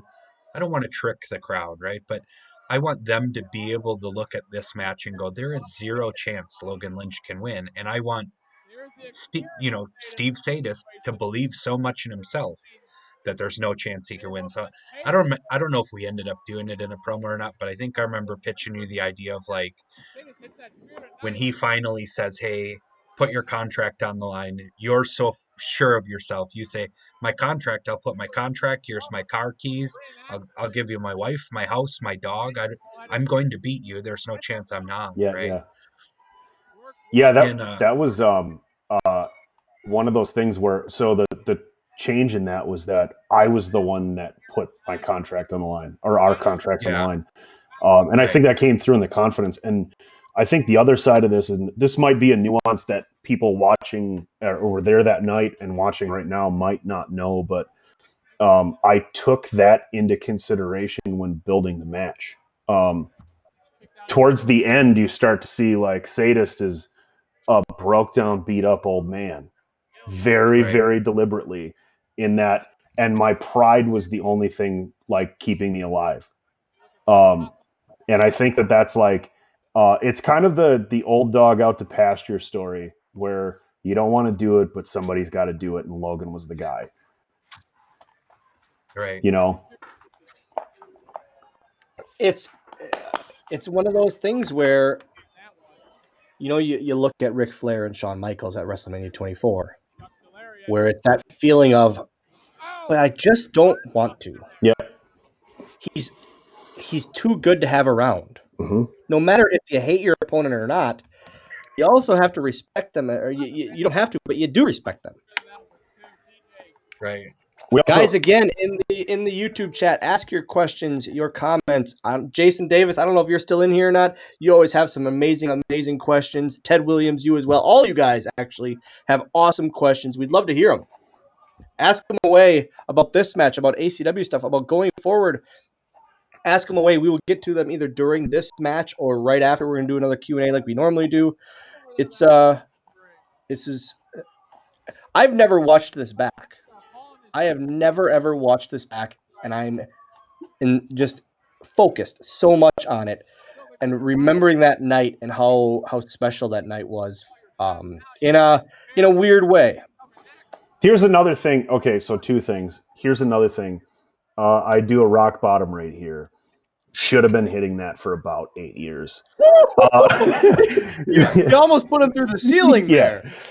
Second of all, the other nuanced thing that happens throughout this match is that, and again, nobody would notice this, and I actually didn't tell Logan this, but when we called it, he reversed things that nobody reversed for my whole career. So that like one step, like that half step ahead of Sadist, because he's old, on the way out, and I'm the next guy, as the story just made a ton of sense. I remember this and being very upset at you. Was this where you're? Nope, never mind. Not yet. Not yet. What is coming? No, what is it? The turnbuckle. The buckle. Oh yeah, no. We talked. When you proceeded to ask me, you proceeded to tell me, I'm going to rip the buckle, and if it rips, I will pay for it. Yeah. But it needs to happen in the match. And I go, no, it doesn't. I don't want to pay for one buckle. And you just look at me, it's happening, deal with it. Kind of thing. Oh! Yeah. Oh! Yeah, TJ took it. Oh! Sidebar, TJ called that. Jason Davis, right here. How did your basketball skills cross over to the ring? They didn't. Because Jason, so Jason and I played basketball when we were in like grade school, early high school, pretty often. And I always stuck with it. And it was, you remember when I got really fat and then lost a ton of weight? I did that with basketball. I always love saying Fat Steve was my favorite Steve. No, I don't, because there's a bunch of there's a community of people that say that Fat Steve was funnier and cooler, and I don't like that. I don't like that at all. I don't like that. But yeah, the basketball didn't transcend, and like my pursuit in wrestling led me to get bigger and bigger, and that means that I become less agile as I go. It doesn't help with basketball. No, and every time I touched the ball, I would feel like I was killing it, and that's there's no agility there. I have started playing ball again though. Weimer brings up the Tanner's having the basketball hoop, and you'd always be shooting around before the shows. Yeah, 100%. There are guys that were really pissed that I have a jump shot. I was really pissed because you'd be shooting the basketball so long. I just, hey, just stop. Yeah. Just work on wrestling. No. And you didn't need to. That was what I hated most. You don't need to work on wrestling. So you just, I'm just going to shoot jump shots. So the buckle pad story too, Dylan says, I told him, I was like, I'm doing this no matter if you say yes or not. Like, it was a ransom. Like, this is my last match. I don't care what you think. But it was one of those things too where like he said, Dylan asked me, he's like, what if you can't rip it off? It's zip tied on. And I was like, I got this. Like, I'm going to rip it off. And it came off so easy. I'm sitting at the door, or I'm standing at the door, and I think when you did it, you even like looked. I'll have to look, but either you after you did it, or at some point, it exploded. This turnbuckle pad exploded off the rope, and I was like, "Oh, I guess I was wrong." This is a really nice little spot. So Logan grabs the chair, and I'm like prone here, right? Yeah. And that's a spot that's clearly not going to happen because I would be not talking to you guys right now. But this is the Old Yeller moment right here. Yeah, him grabbing the title because it's, I'm going to hit you in the face About with hit you in the face with the thing that you cherish the most. Storytelling, kid. And then the power bomb here is stupid good. Logan gets so up for that. Yeah. And then that was higher than the rock bottom, and the rock bottom was insanely high. Yeah, no, that guy's got springs, and I like it. Made me look good. And again, you had him beat. Mm-hmm. You had him beat. Isn't that the fun part about what we do, guys, is when you get that reaction from the crowd of, dang it. Yep. He should win right here. Yep. This should be over. And we know it should be, but it's not. I'm glad we did that spot because that's the one where the crowd started to turn towards me. That's another thing. During this, this was that weird, awkward phase of Logan because he brought people. Like he had a good following for him. Oh, kick out at he had a good at one. Kick out at one. One. But watch the rest because now I'm not the same the rest of the match. But Logan had that good following behind him for a bit, and he was getting cheers, and he still does. And that's a hard part here. When we talk about it, Steve, I don't know if you've watched the streams, but we've talked about it almost every stream where a hard part right now for us is Logan is a likable person. Yeah. Is he and that's what people are seeing, and we're having that hard time because Logan is so good. People want to like him. Well, and it's one of those. So he looks the part in the best way possible, right? He's a guy that you show up to a show for your first time, and everybody will go, "That's a wrestler." Yeah. Which is a blessing and a curse for him. I lit him up right here, by the way. Just wait. Did we miss? Did I miss the turnbuckle? No, this whole sequence, I just lit his ass up.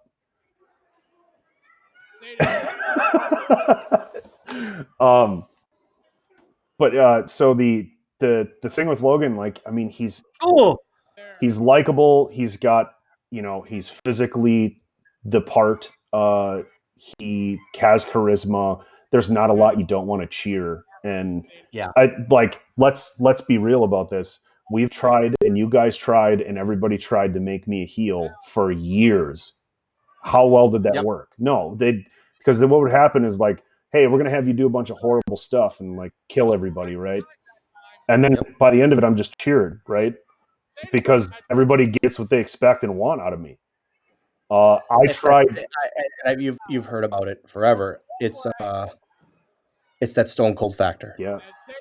People want to see fun against the grain stuff. Yep.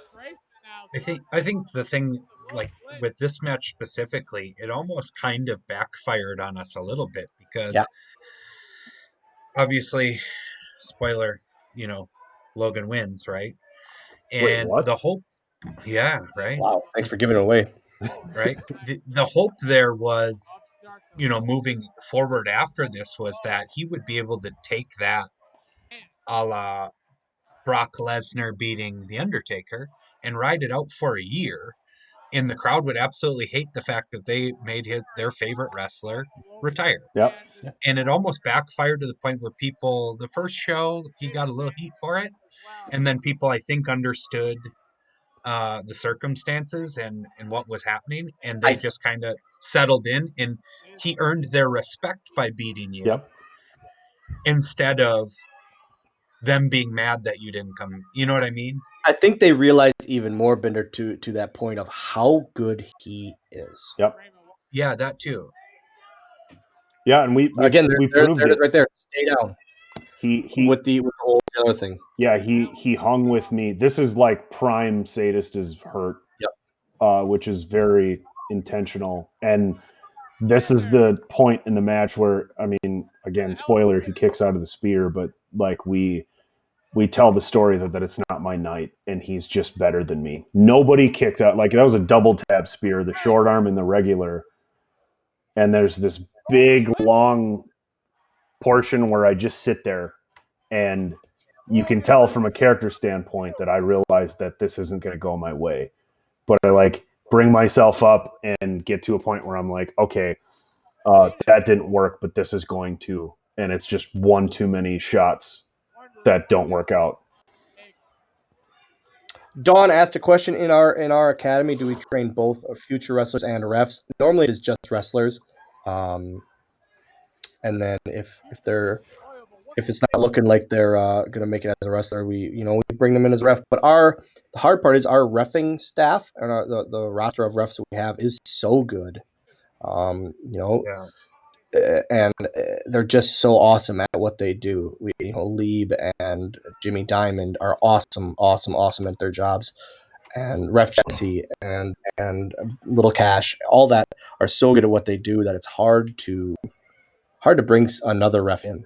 Even the newer, so obviously Oh, Ref Perch! TJ Oh my God, is Perch! retired. Yep, and so we have Perch. Who's, boy, if we see Perch here for another year, I'd be surprised because he's so good. Yeah. And he's really making headway to branch out and make his way to bigger and better things, and are super excited about that for him. We love seeing guys. Look at TJ's cadence here, not wanting to see this happen. Yep. That was the last shot. So again, peeling back the veil a little bit, I told Logan, your knee finish is awesome, and what you need is a really good setup. And I said, I want you to take the spear from me. And he said, whoa, hold on a second, and kind of like fought me on it. And I said, no, dude, like that's going to be the constant reminder that you beat me, and it'll only get you heat. And now it's turned into like a really cool thing and he executed. That son of a bitch executes it better than I do,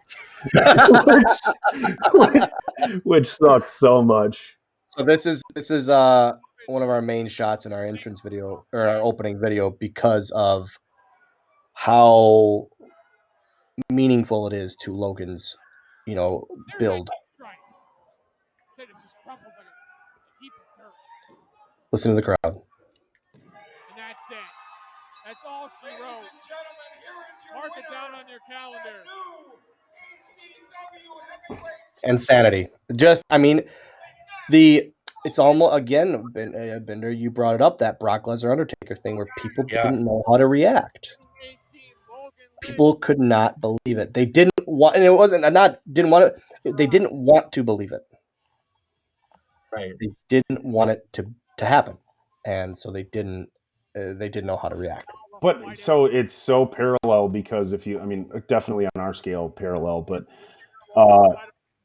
Brock beat Undertaker and got booed the next show, right? And then slowly everybody realized that's Brock Lesnar, and I don't really care if he beat the Undertaker. He's Brock Lesnar, and that's Logan, right? Which is awesome. He adds that to his like mystique and his like belt. Another notch in the belt. Like, I took Sadist away from you guys. There was a long time I was telling him, I was coaching him through this whole thing afterwards, and I was telling him, like, don't ever mention me by name. Call me the previous champion. Yep. So that like my whole career didn't matter to his success from a story standpoint. which I think is I don't know if he's still doing it, and I hope he's not because it's been like what 2 years. Yeah. But it doesn't surprise me he got cheered. He should get cheered. He looks like somebody that should be cheered. So good on him. Joey Avalon in the YouTube stream brings up even just a slight thing of the dirt kick at you before he hit that last finish. Hell yeah. It's just the little things Yep. that add so much to the bad guy character that is Logan Lynch. He asked me about that. He asked, "Hey, can I do this thing?" And I said, "What am I going to come back and be mad at you about it? No, dude, like do it." And I think it added to this again. The old dog is dead. I'm moving on from this. What is going through your head now? Not now today, but at this moment, pinned, career done. People start to stand on their feet. There is, I mean, what is going through your head?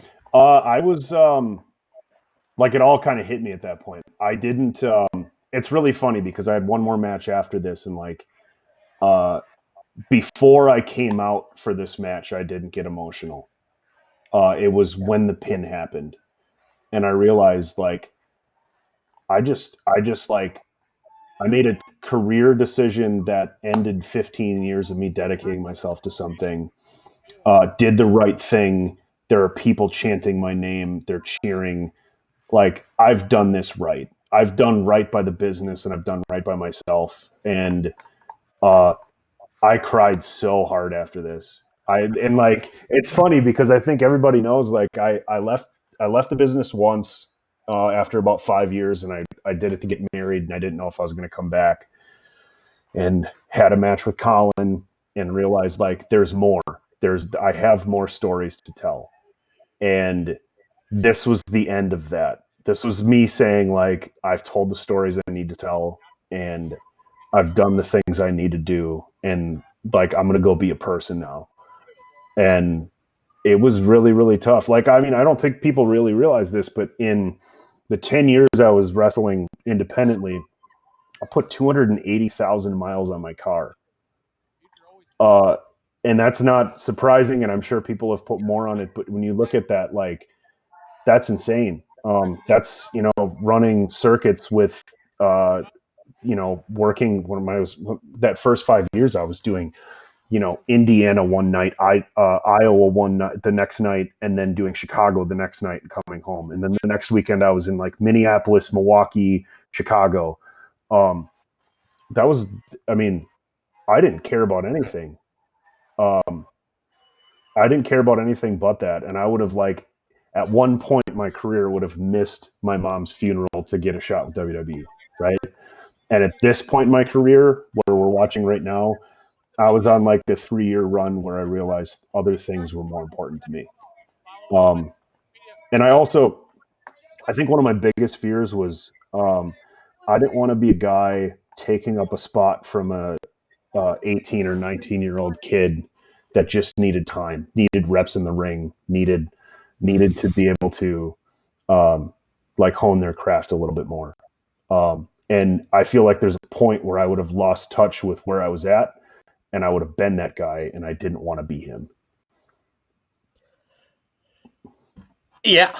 There's not a lot to say in response to that for the simple fact of you did it completely your way and the way you wanted to.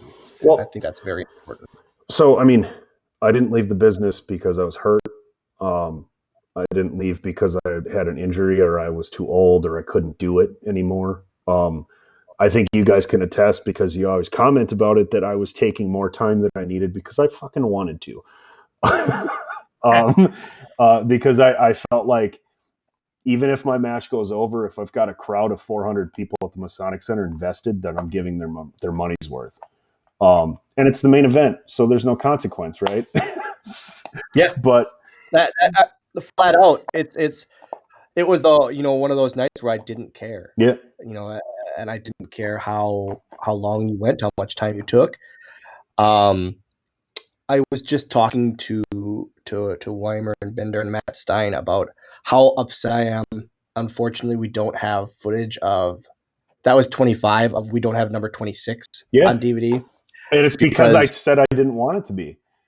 And I'm so bummed because that was your goodbye, and we made it about. So that wasn't supposed to happen. You were supposed to be gone and done. Yeah. And I believe that Monday already, I called you, or you called me, and we got to talking, and it was the thank you and the usual. Whenever I see your number come up, I know it's going to be a half-hour call that I love, and but it's always awesome. And I gave you, I just said, hey, why don't we do a send off? And it was one of those. You go, I think it was. You didn't quite want to do it, and then I asked the others, hey guys, let's do a send off. Let's just do it, because he deserves it. I don't think there will be anyone, and I can go on record, Binder, you might agree or not. I can go on record and say I don't think there will ever be anyone that we do a send off again specifically for them. No. So I don't think we will. Because there's not, and it's not because it's Steve or that we've done it. It's because of Steve's impact on ACW. Yeah, that's the whole thing is could we do it for other guys? Absolutely. But I think Steve is the, probably number one guy slotted in that deserving category. So you can't, it means a lot less if somebody else gets it that wasn't Steve, who was the top of that. I appreciate that. Yeah. It's, I mean, we appreciate you.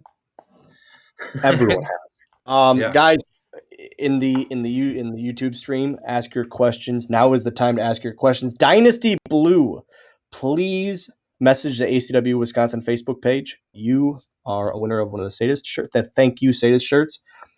Dawn Smith, you are our other winner of the Thank You Sadist shirts. Please message the page, and I will get them out to you ASAP this week already. Now we usually do a little Q. You want to do a Q&A? Steve, you okay for a Q&A? Yeah, for sure. Tommy, let's bring Tommy back if we can. T-Dub. Bring Tommy back. Let's bring him back in here. Guys, ask your questions. Now is the time about what we watched, about going forward. I have to break the news now, the unfortunate news. We're going to do a formal announcement tomorrow. June, the ACW 35, June 5th, will not be happening. It stinks on our end. But to keep, I guess, to keep everyone as safe as we can, because we just don't know what's going on. Right. With everything at hand right now. Colucci, you can kind of take over here. Yeah, the next June, June was only going to be a couple weeks from now, and so I think because nobody's really sure what's happening, we're not in any rush to be the first company to run a show. In fact, I'm comfortable being the last, as long as we have the best show, and I am confident that that's going to be the case no matter when we come back. I think right now, we're kind of all fingers crossed, hoping that everything will be back to close to normal as possible by July, which would end up being Tanner's for us. The next show, the July show is July. I'm looking at it right now, July 12th. And we're hoping, fingers crossed. Fingers crossed, everything lines up. And that'll be our next show. Do we give them the good side of this announcement though? That's what I was going to kind of follow it up with. The good side. Tommy, Steve, we're going to get to the Q&A right after this. I just want to kind of get this news out there. The good side of this is we're going to bring you guys some new matches that we are taping as we speak at the ACW Training Academy. They are being taped, and they will be put out and released June 7th. I believe is the date. June 7th, we will be having our first, I guess, online show, right, Bender? you could call it. Yeah. So, obviously the matches are taped. I think we all agreed that we're not going to do commentary. We're going to do this. It's going to be this. Yeah. It's going to be essentially over the we top do of live. these Yeah. new over the top of these new matches. So you guys, we want to bring you guys something fresh and new. Obviously, wrestling's in a weird spot, and so there's no fans, and you don't get to react. However, as things start to loosen up a little bit, guys are starting to get a little restless. We want to keep guys wrestling, and we want to give you guys new content and help build characters and do all that kind of fun stuff. We're basically trying to do the best we can do to bring you something new, and in the best way we know how to do it without having to have 400 people in a building uncomfortably. It's we are in this, and I guess the saying nowadays is we're all in this together, and that truly fits us and what we're doing, because we are day to day in shows, in the company and all that with you guys, as we don't know what's going on tomorrow, much less a month, 2 months from now. We want to do this today, but we just got to make sure that we do everything on our part to keep everyone safe, as safe as we can. And Tommy, I know you want to get back in the ring. Steve, I know you want to see shows happening, but I think everyone, hopefully we have all the ACW fans on board. I think we're just going to simply call this ACW Live on June the 7th. And we're going to make it happen. And we have some huge, huge matches planned. It's going to be a fun time. It's going to be a fun time. Kind of an ease in. And the crazy thing is to see how, these guys have been off for 2 months now, to see just what kind of shape they're in, and, physically, and how that's all going to plan out too. So can I sprinkle my 2 cents on top of that? I mean, we can. We'd love to have you a part of that June 7th if you want to be. I'm not going to come out of retirement to wrestle in front of nobody. Let's be real about this. I meant online here. Yeah, no. Hold on, Steve. I know you've wrestled for just about nobody before. Yeah, man. So, what would be different? I mean, I hope he's not watching, but Jason Jerry shows in the woods definitely didn't draw a lot of people. But that's fine. They were still fun. Well, we just got him turned against us again. Just smoothing things over. Somebody's gonna tell him about this. I'll pave it over for you guys. No, so my 2 cents on the whole thing. I think that there's communities of people that want to see everything go back to normal. I'm in that boat. I was such a creature of habit for so long.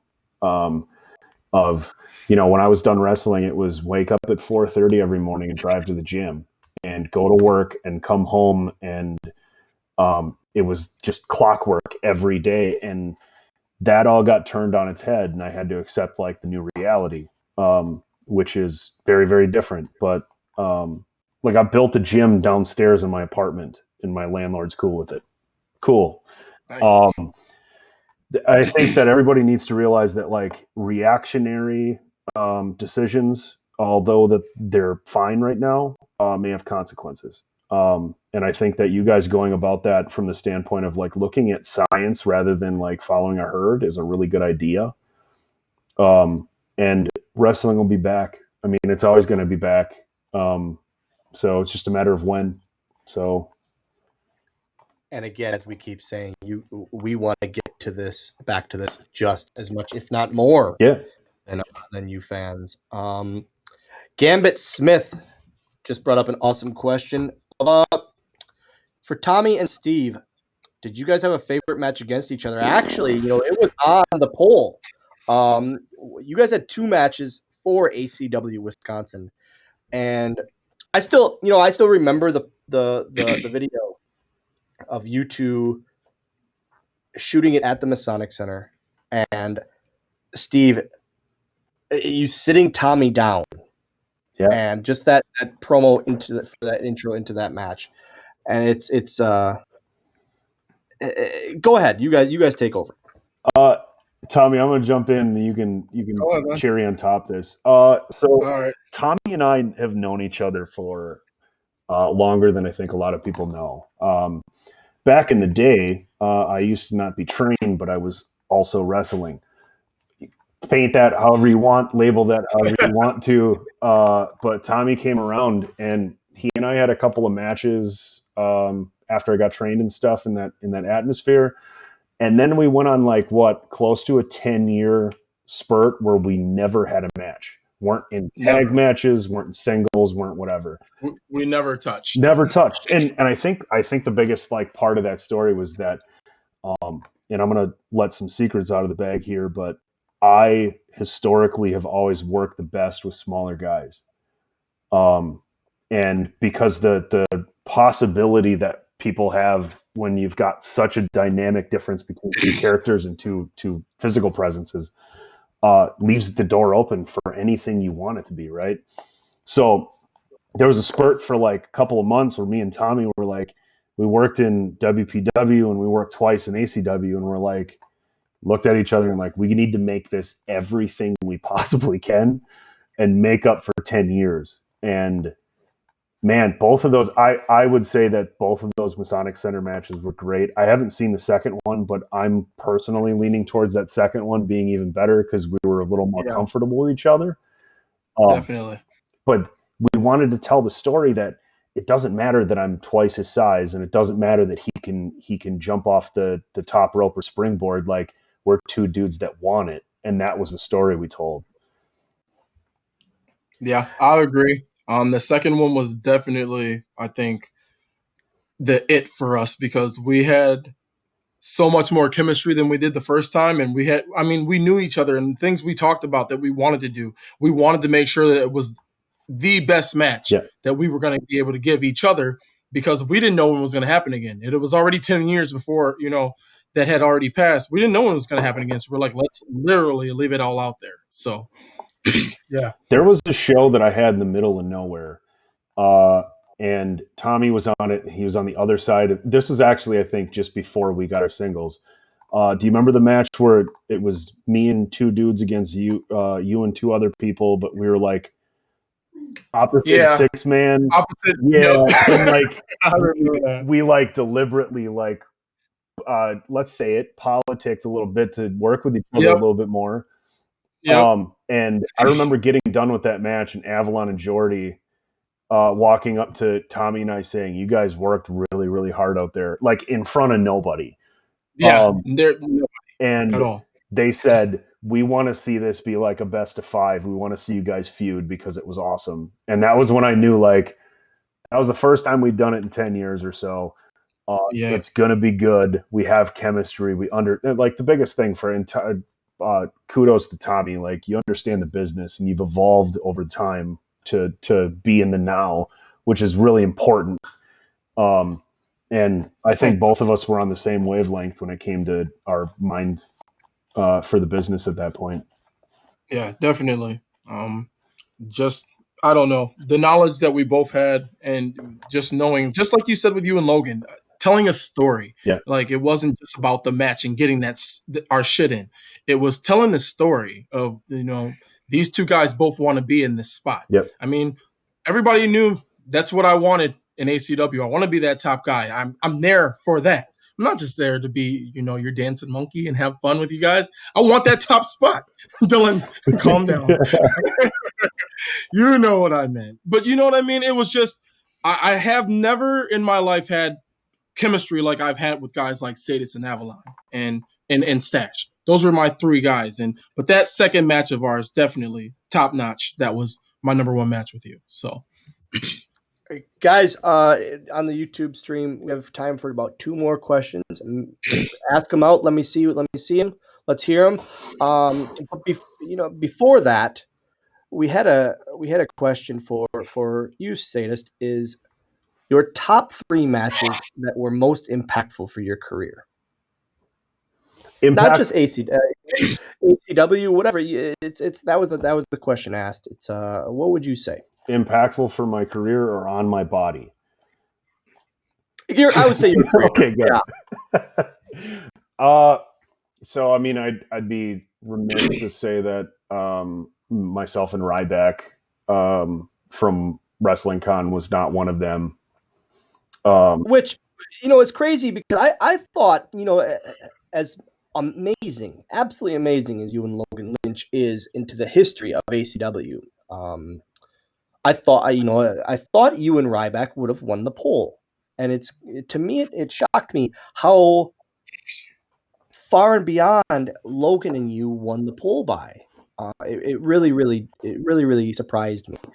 And go ahead about the you and Ryback. So I think one thing to say is that myself and Logan was a byproduct of me and Ryback, right? So it's all kind of tied together. And we used what we had to work with that night to further our story and for myself and Ryback to do that. I mean, I never thought in a million years that I'd walk out in front of, what was there, close to 3,000 people that night? We did, we did 2,600. Yeah, and wrestled Ryback for 35 minutes. Bro, I mean, you still owe me money for that banner you broke, and the turnbuckle. I'm just saying. No, so I'm sensing a theme. Yeah, yeah. Avalon brought it up earlier. There's a lot of times, where I'll just give permission and forget about it. But there's also a lot of times where guys will do things on the show and we'll apologize to Dylan later. Yeah, and it's a lot. No, of that's a times tactic, dude. That's a thing where I would tell dudes I was working with, like we probably shouldn't do this, but I'm gonna do it. So I'll take the heat. That's because some guys know they're just gonna get away with it with me. Well, I just throw you a bunch of T-shirt money after the show, and we're even. This is true because even on one of our matches, I'm pretty sure Steve was like, "We'll apologize to Dylan later. Let's just do it." And that's always the after story of. That's always the after story of. I hear at the bar after the show of. I mean, we knew you'd be pissed, but you'll get over it because it was really cool what we did. Yeah, and the crowd 9 times out of 10. Like it always boiled down to the crowd cheered, so I don't give a shit what you think. So the thing with Ryback was that, I mean, at that point I was 36 years old. Went out there with a former WWE guys that was like outweighing me in muscle by like 40 pounds and hung with him. And I was like very proud of that personally and glad to be in that spot. I can't pin the next in line, anything I've ever done with Avalon. And that's not to kiss his ass, but there was one of those things where like he and I hadn't worked. We dabbled a little bit here and there. And then specifically the stuff we did in ACW, we had 2 matches. Let me pause you real quick because Avalon just brought up a good point with that, going on what we just talked about and bringing it into your talk. The magnets. Yeah. The beloved magnets that I loved and that he just threw you under the bus. That was all Steve's idea to use these. Completely under the bus. Completely threw you under the bus. Yeah. You rode back and forth over you a couple times too with that statement. But it's I loved these magnets so much, and then I just see them being used and being used and being used, and I go, guys, it's just one of those. That's the match that Colucci and I, Bender and I talk about as, oh, is that the match with the magnets that got destroyed? And we go, yeah, that's the one. That's the one. Right. Yeah, I vaguely remember I asked if I could use them, and no, and then Dylan specifically was like, "Oh yeah, that'd be great, right? That'll sell tickets for the next show." Like, so he was all fired up about it. But and then it happened, and I realized, oh, that's destroyed now. So I've that match. I won't get into the whole story about that, but I walked into that show, and Avalon said, "What do you want to do tonight?" And I said, "I'm about to go on to win the heavyweight championship, and you've been the guy for years. I need to earn it." And he said, "What do you mean?" And I said, "You're going to hit everything on me." Yeah. And that match was super, super fun. I think I would tie that based on story. Definitely the first one was great. I think maybe better from a crowd reaction standpoint. The second one I think was better from a storytelling standpoint.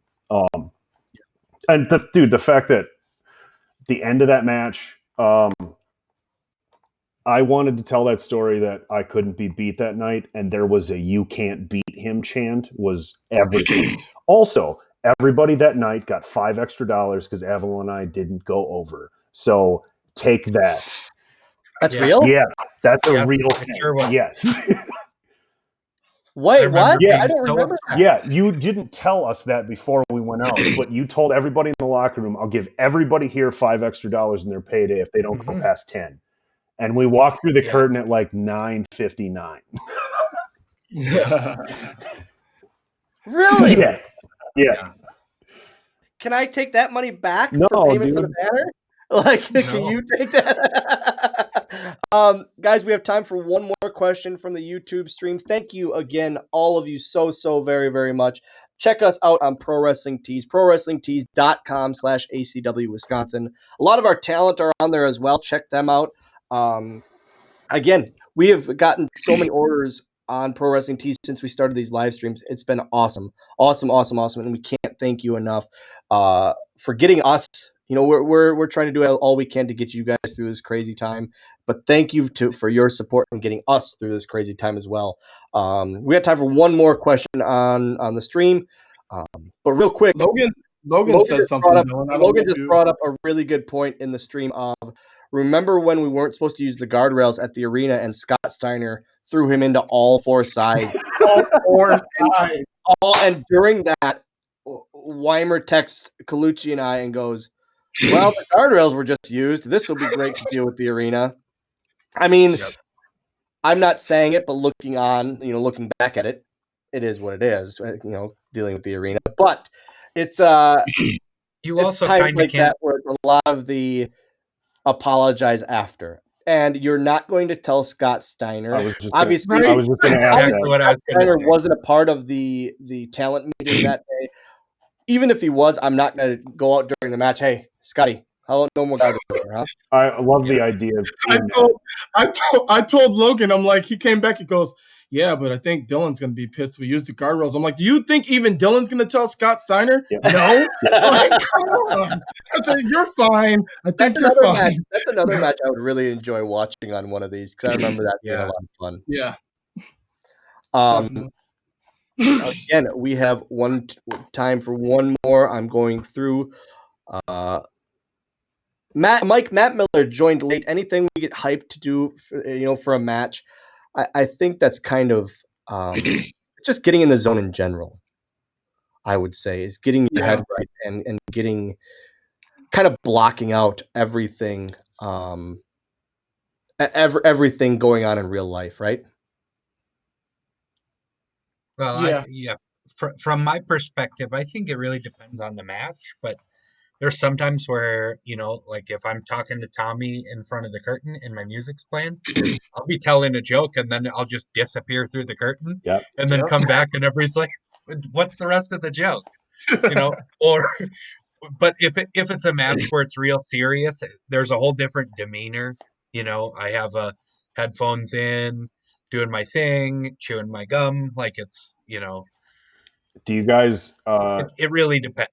Do you guys, I think Tommy and Colucci will remember this, but like when I first started, you guys, everywhere I worked, I was brought in as this just monster heel and had to be the nastiest character on the show. And I would walk like a 20-foot line in pace for like a half hour before every match.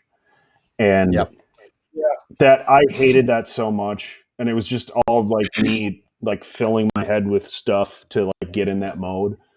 And my favorite part was that, just like Colucci said, even before the match with Logan, like I was Steve, and then it's Steve turned up to 11 when I walked through the curtain, which I think is like a great place for people to be. That's the secret. That's where charisma lies, is be yourself and turn it up.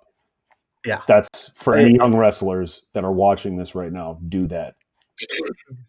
It just got me thinking, Steve, of talking about how we don't have footage of your send off, so to speak.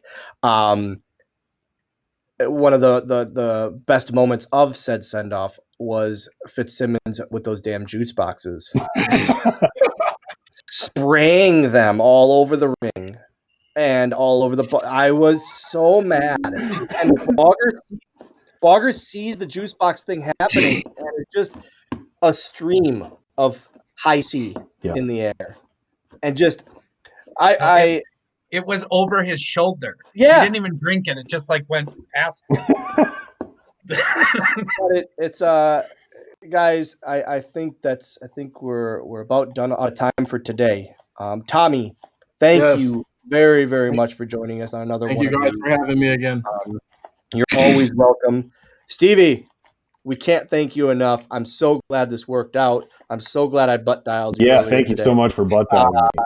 It's we would love to have you again. Yeah, You I'd know, love it. Let if me know. you want to do it, we'd love to have you Believe it or again. not, Guys, I'm not doing anything these days. So if you need me, I'm there. everyone in the YouTube chat, thank you so much for following along, for interacting with us. It is so much fun. You guys make this so much fun for us as well. Keep it up, please. June 7th, 2 p.m.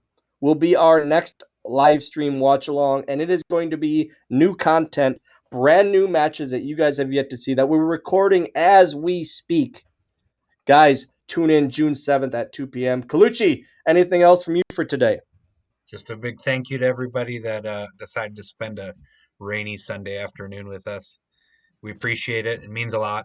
And hopefully sooner than later, we'll all get to see each other in person again. Guys, again, unfortunately, June 6th or June 5th at Masonic Center isn't able to happen, but June 7th, youtube.com/ACW Wisconsin is our next live event. I have to thank Matt Stein. Matt Stein, once again, thank you, Matt. Is the absolute man. Check out his band, Drown the Lifeguard. Please check them out as well. Thank you guys so much for joining us in this watch along once again. We'll see you June 7th at 2 o'clock for ACW Live.